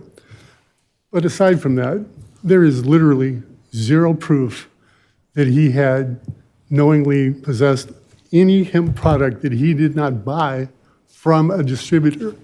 He had certificates of testing. He had no reason to believe that anything there was illegal. And in fact, the state law mirrors the hemp laws, and they have a safe harbor for when it goes over by some amounts. Everything he had came in the packages that it started with, and there were scales and all these other things that were talked about, right? But that's part of that business. There was nothing nefarious about any of that. And in fact, they were registered with the city along with having a tobacco license. And there's a zero proof that he knew about the mushrooms. You heard the officer say, well, there was mushroom stuff scattered all over. But what you didn't see was him showing any of those pictures where there was mushroom stuff scattered all over, because quite honestly, it wasn't there. So if he followed the law as far as he knew, did everything that he was supposed to do the right way, and it turns out that when it's tested, it's over either because it stayed in storage too long, was exposed to light, I'm not really sure, because he had certificates that said that it was legal when he bought it and when it was arrived in his store. Mushrooms were never sold out of this store. There's nobody that said anything like that in any of the testimony. And there's nothing to show that he had it there. The city and the state have his video system, 16 cameras that showed everything that happened in that store. You didn't see anything from any of those showing that. And the city had plenty of time to get that evidence. I can't get it until after apparently the trial starts. I've been trying to get it for months. The phone, right? The phone is an unfortunate thing, but there was no mention, nothing to describe him in particular in any of those phone calls regarding drugs. And he lent the phone to a friend who was on hard times. And unfortunately, that friend is probably going to be looking for a job tomorrow, because we now have a pretty good idea of what did happen. So the thing that he did do that we can't argue about is he left the store to take his dog to the vet. And he should have shut the store down, and he didn't. That's true. There's no getting around that. But to say that there's a drug nuisance here because he bought products legally through distributors and had them on display in his store is about as unfair and unjust a thing as I could possibly think of. The fact that he trusted an employee and didn't search the whole store, the city says, well, he's responsible for everything in the store, right? Think about that. Does that mean that whoever owns any store in town is responsible for anything their employees bring in? That's ridiculous. You're responsible for the things that you know about or that you reasonably should have known about, but those bags were hidden underneath that photo box that hadn't been used for months. And so when you look at the actual proof that the city has, there isn't any other than those tests. And those tests were of products that were purchased legally through the channels that he was supposed to purchase them through. And so we would ask that the committee consider the actual proof, which there isn't any other than those tests, and the fact that for the most part, he's been able to follow the law and has tried his best. The fact that he had one employee that took advantage of him should not result in losing a liquor license. And he is willing to accept whatever is agreeable to the punishment for whatever, for leaving the shop to take the dog into the vet. There was no excuse for that. I don't believe that's one moment. Quite honest, one last thing, just because it seems like it was important to the city. Fez was the dog's name, and it was just really common. It was voted on. It was a big deal on the internet. We did a poll in this, and that was what they came up with. And so it doesn't really suggest much other than, the name was something that whoever was using the phone just used.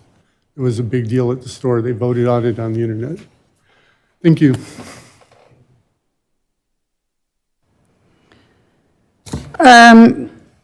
Again, the psilocybin. You heard Detective Knibler testify that it was a mass quantity of it, to the extent that he has not seen hardly ever in the course of his career, and that the quantity that was in the store is indicative of distribution and delivery. And same with all of the illegal THC product that was found.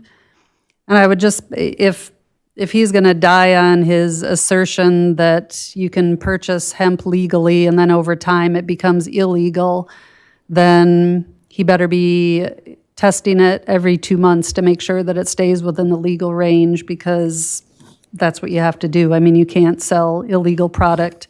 And especially when you are a licensed establishment, you have to abide by the laws. And I think you're under even more scrutiny because of the privilege of getting that license. And I think there's an abundance of evidence that he abused that privilege and has violated the law, and to a criminal extent with the, like I said, even if you want to give him the THC, there's still the psilocybin. And I think all of the facts taken together, all the testimony you heard Detective Knibler testify that he has assets that far exceed what he reports as his earnings are. Again, it might be circumstantial evidence, but I submit to you that circumstantial evidence is sometimes more powerful than the direct evidence. And again, I think the city has proven the allegations, and given the totality of the circumstances, I would request the committee immediately revoke the liquor license. Thank you.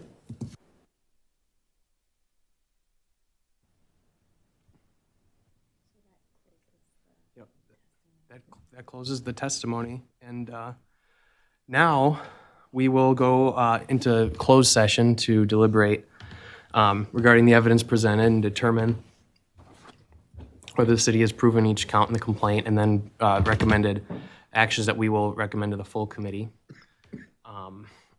And So to get into closed session, basically, I'll do that, read. and then you'll need a motion and a vote.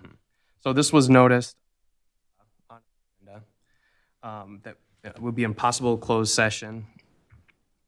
Please take notice that when considering the following item, the ALRC may go into closed session from time to time pursuant to sections 19.85, 1A, 1B, and 1G of the Wisconsin statutes, which, do you read the statute?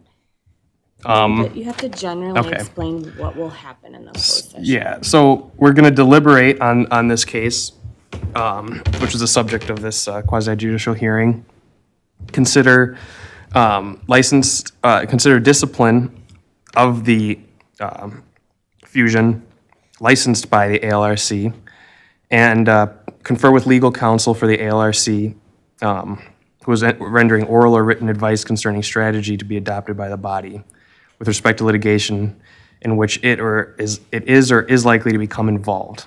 And further, please take notice that if the ALRC goes into closed session, it may return to open session immediately without giving the 12 hours notice under section 1985, parentheses 2, Wisconsin statutes.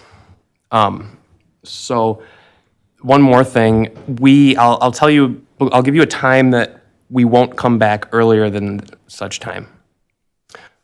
So I think for simplicity's sake, I'll make the motion that we go into closed session, and we will come back in the open session to vote in not less than 15 minutes from now. That's 9 p.m. Second. With the understanding that we may take much longer. Second. Okay, it's moved and seconded. Does everyone understand what's happening? Okay. So do you You give it a try, shot? yeah. So we've properly noticed and now stated that we'll go into closed session. And then we will come back into open session tonight. Anyone who is a member of the ALRC can stay here. Everyone else will have to leave. And then you can come back in 15 minutes and wait outside. And we will not start again in open session faster than 15 minutes. Yeah, that works too. Yeah. The trick is we just can't say a time. And then if we're in front of that time, we can't start until that time hits anyway. So, yeah. Let's say we'll be back if we're done in 15 minutes. Otherwise, we will have Jim contact the parties when we're coming back into closed session or open session, and we will not go back into open session without the parties. Are there any Yep. questions from the parties? All All right. It's been moved and seconded. Any objection from committee members to recording a unanimous yes vote? See, Yeah, we're staying here. we'll be here. There's no objection, so we are closed as once everyone is gone.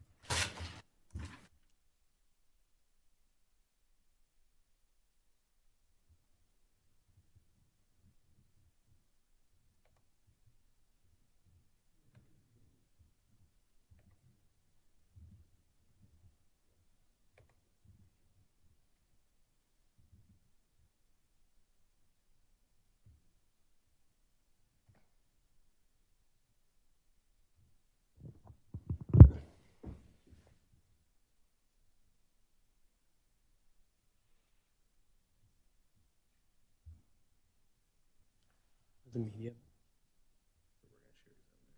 Oh, so we're ready? They're, yeah, okay.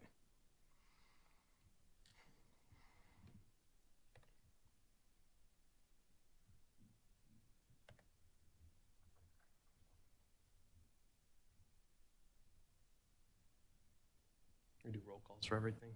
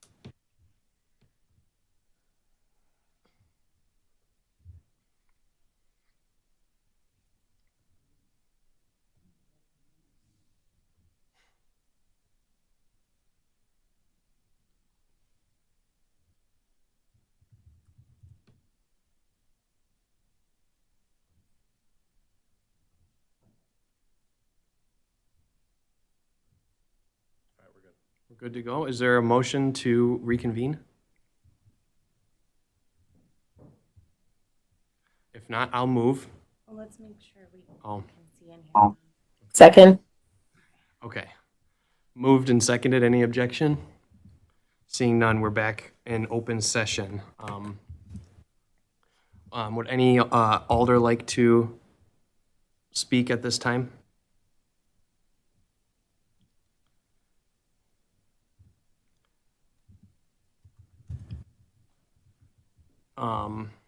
Alder Figueroa Cole. Thank you. Oops. I just want to thank everyone that made this hearing process possible. From the beginning of establishing the procedures to the witnesses, the lawyers, the committee members, and all the people from staff and the people participating on the call or on the floor. So this is it takes a village to get this done, and I think we have accomplished that. And hold on for a second, I have to plug my computer before it goes dead. Sorry about that.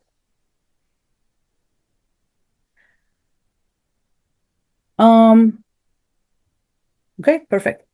So, we had a discussion in closed session, and I just want to kind of summarize from my perspective where I'm coming about to my decision-making process. The volume of photographic evidence and testimony from multiple agencies has been deeply concerning. However, I want to set that aside for a moment because there have been clear violations that fall directly within the jurisdiction of the Alcohol License Review Committee. There appears to be a failure to follow basic operational requirements.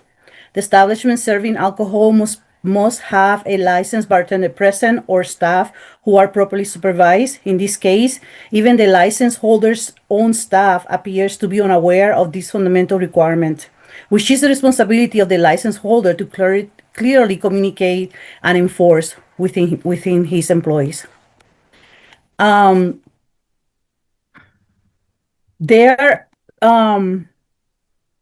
When these conditions are not met, the establishment should not remain open for alcohol services, regardless of any circumstances. It doesn't matter what the circumstances. The appropriate action is to close the place until compliance is restored. There also seems to be a lack of product quality control mechanism in place to ensure the consumer's safety, and there's no evidence of a vendor qualification process other than trusting everyone the licensee holder does business with. Taking together the apparent disregard for fundamental licensing rules, along with the concerns raised through testimony, warrants serious scrutiny.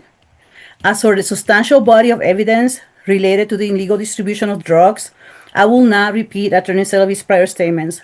However, I will note that relying on a simple Google search as a defense does not constitute substantial or credible evidence, particularly when weighted against documented laboratory test results.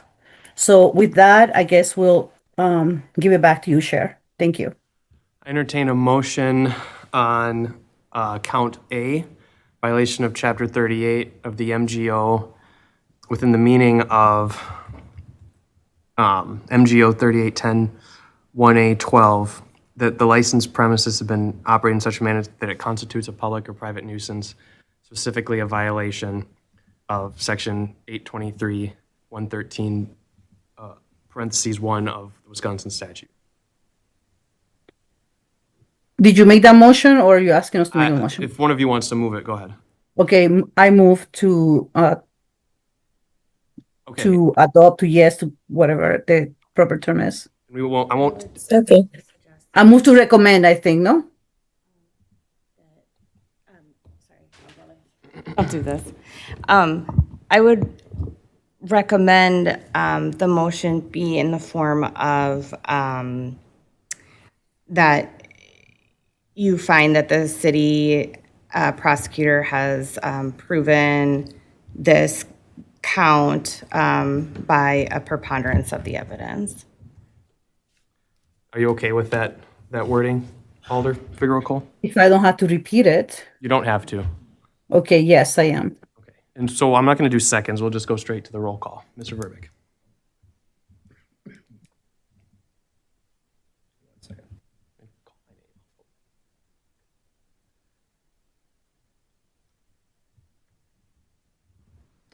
Alder Glenn? Aye. Alder Glenn, aye. Alder Figueroa-Cole? Aye. Alder Figueroa-Cole, aye. Yeah, go ahead, just so I can explain. Mr. Brusick? I'll vote present as a chair in accordance with the rules of the committee and our practice. The vote is 2 ayes and 1 present. Just 2 ayes. So 2 ayes, that motion carries. Next, so on A2, a motion that the committee finds by a preponderance of evidence that Captain Kip Hartman issued a notice of public nuisance to David Keller, the landlord for 36 South Bassett Street. I move to, again, to recommend. Okay. Mr. Verbeek? Give me one moment. Take your time.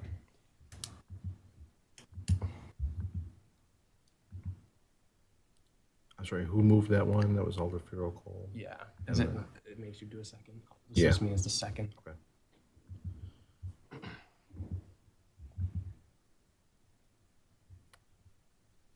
Alder Figueroa-Cole? Oh, I'm sorry, aye. Alder Figueroa-Cole, aye. Alder Glenn? Aye. Alder Glenn, aye. Mr. Brusick? Present. Mr. Brusick, present. The vote is 2 ayes and 1 present. Motion carries.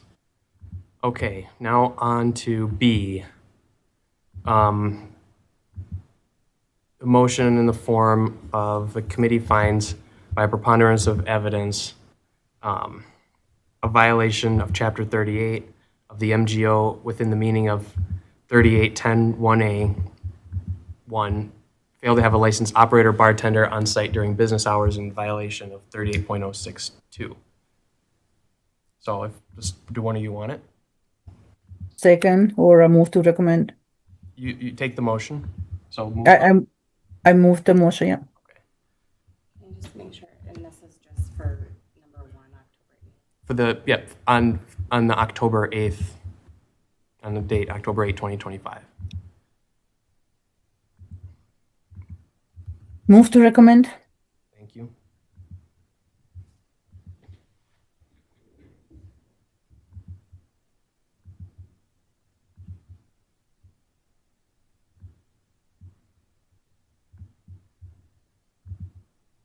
one is this on? B1. B1. Okay. Okay. And who's the second on that? I'll be second. Oh,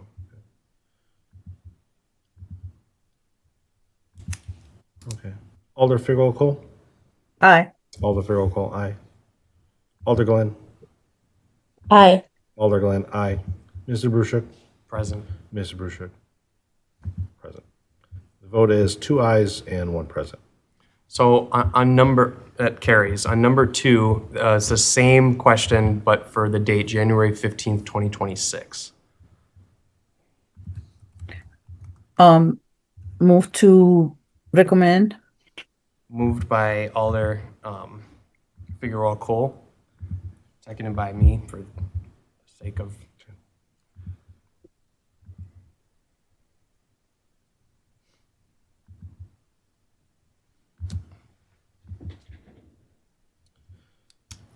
Alder Glenn? No. Alder Glenn, no. Alder Figel-Cole?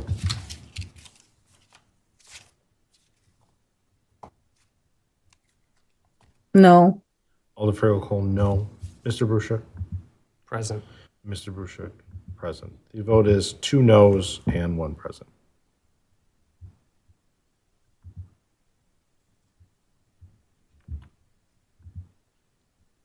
That motion fails. Oh,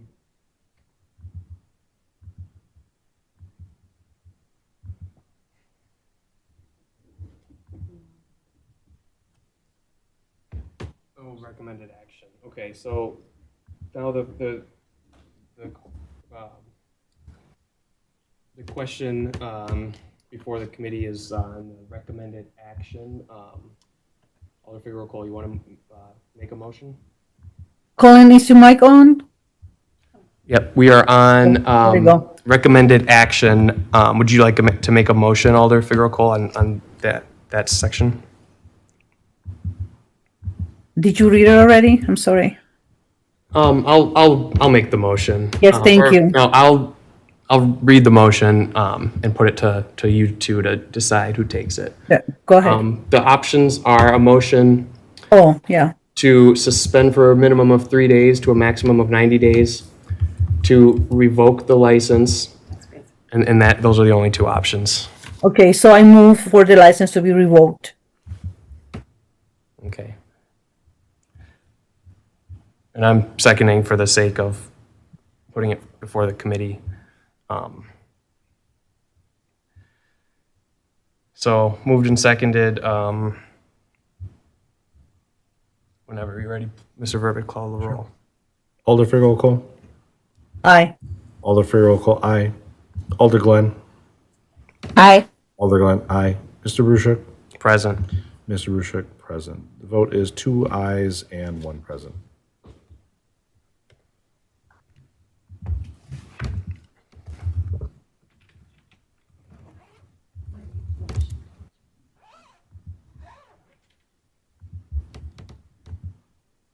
All right, so there's no more business to conduct here, so a motion to adjourn is in order. I'll move to adjourn unless someone really wants it. Okay, moved by Brusick, seconded by Glenn. Any objection? Seeing none? Thank you, everyone.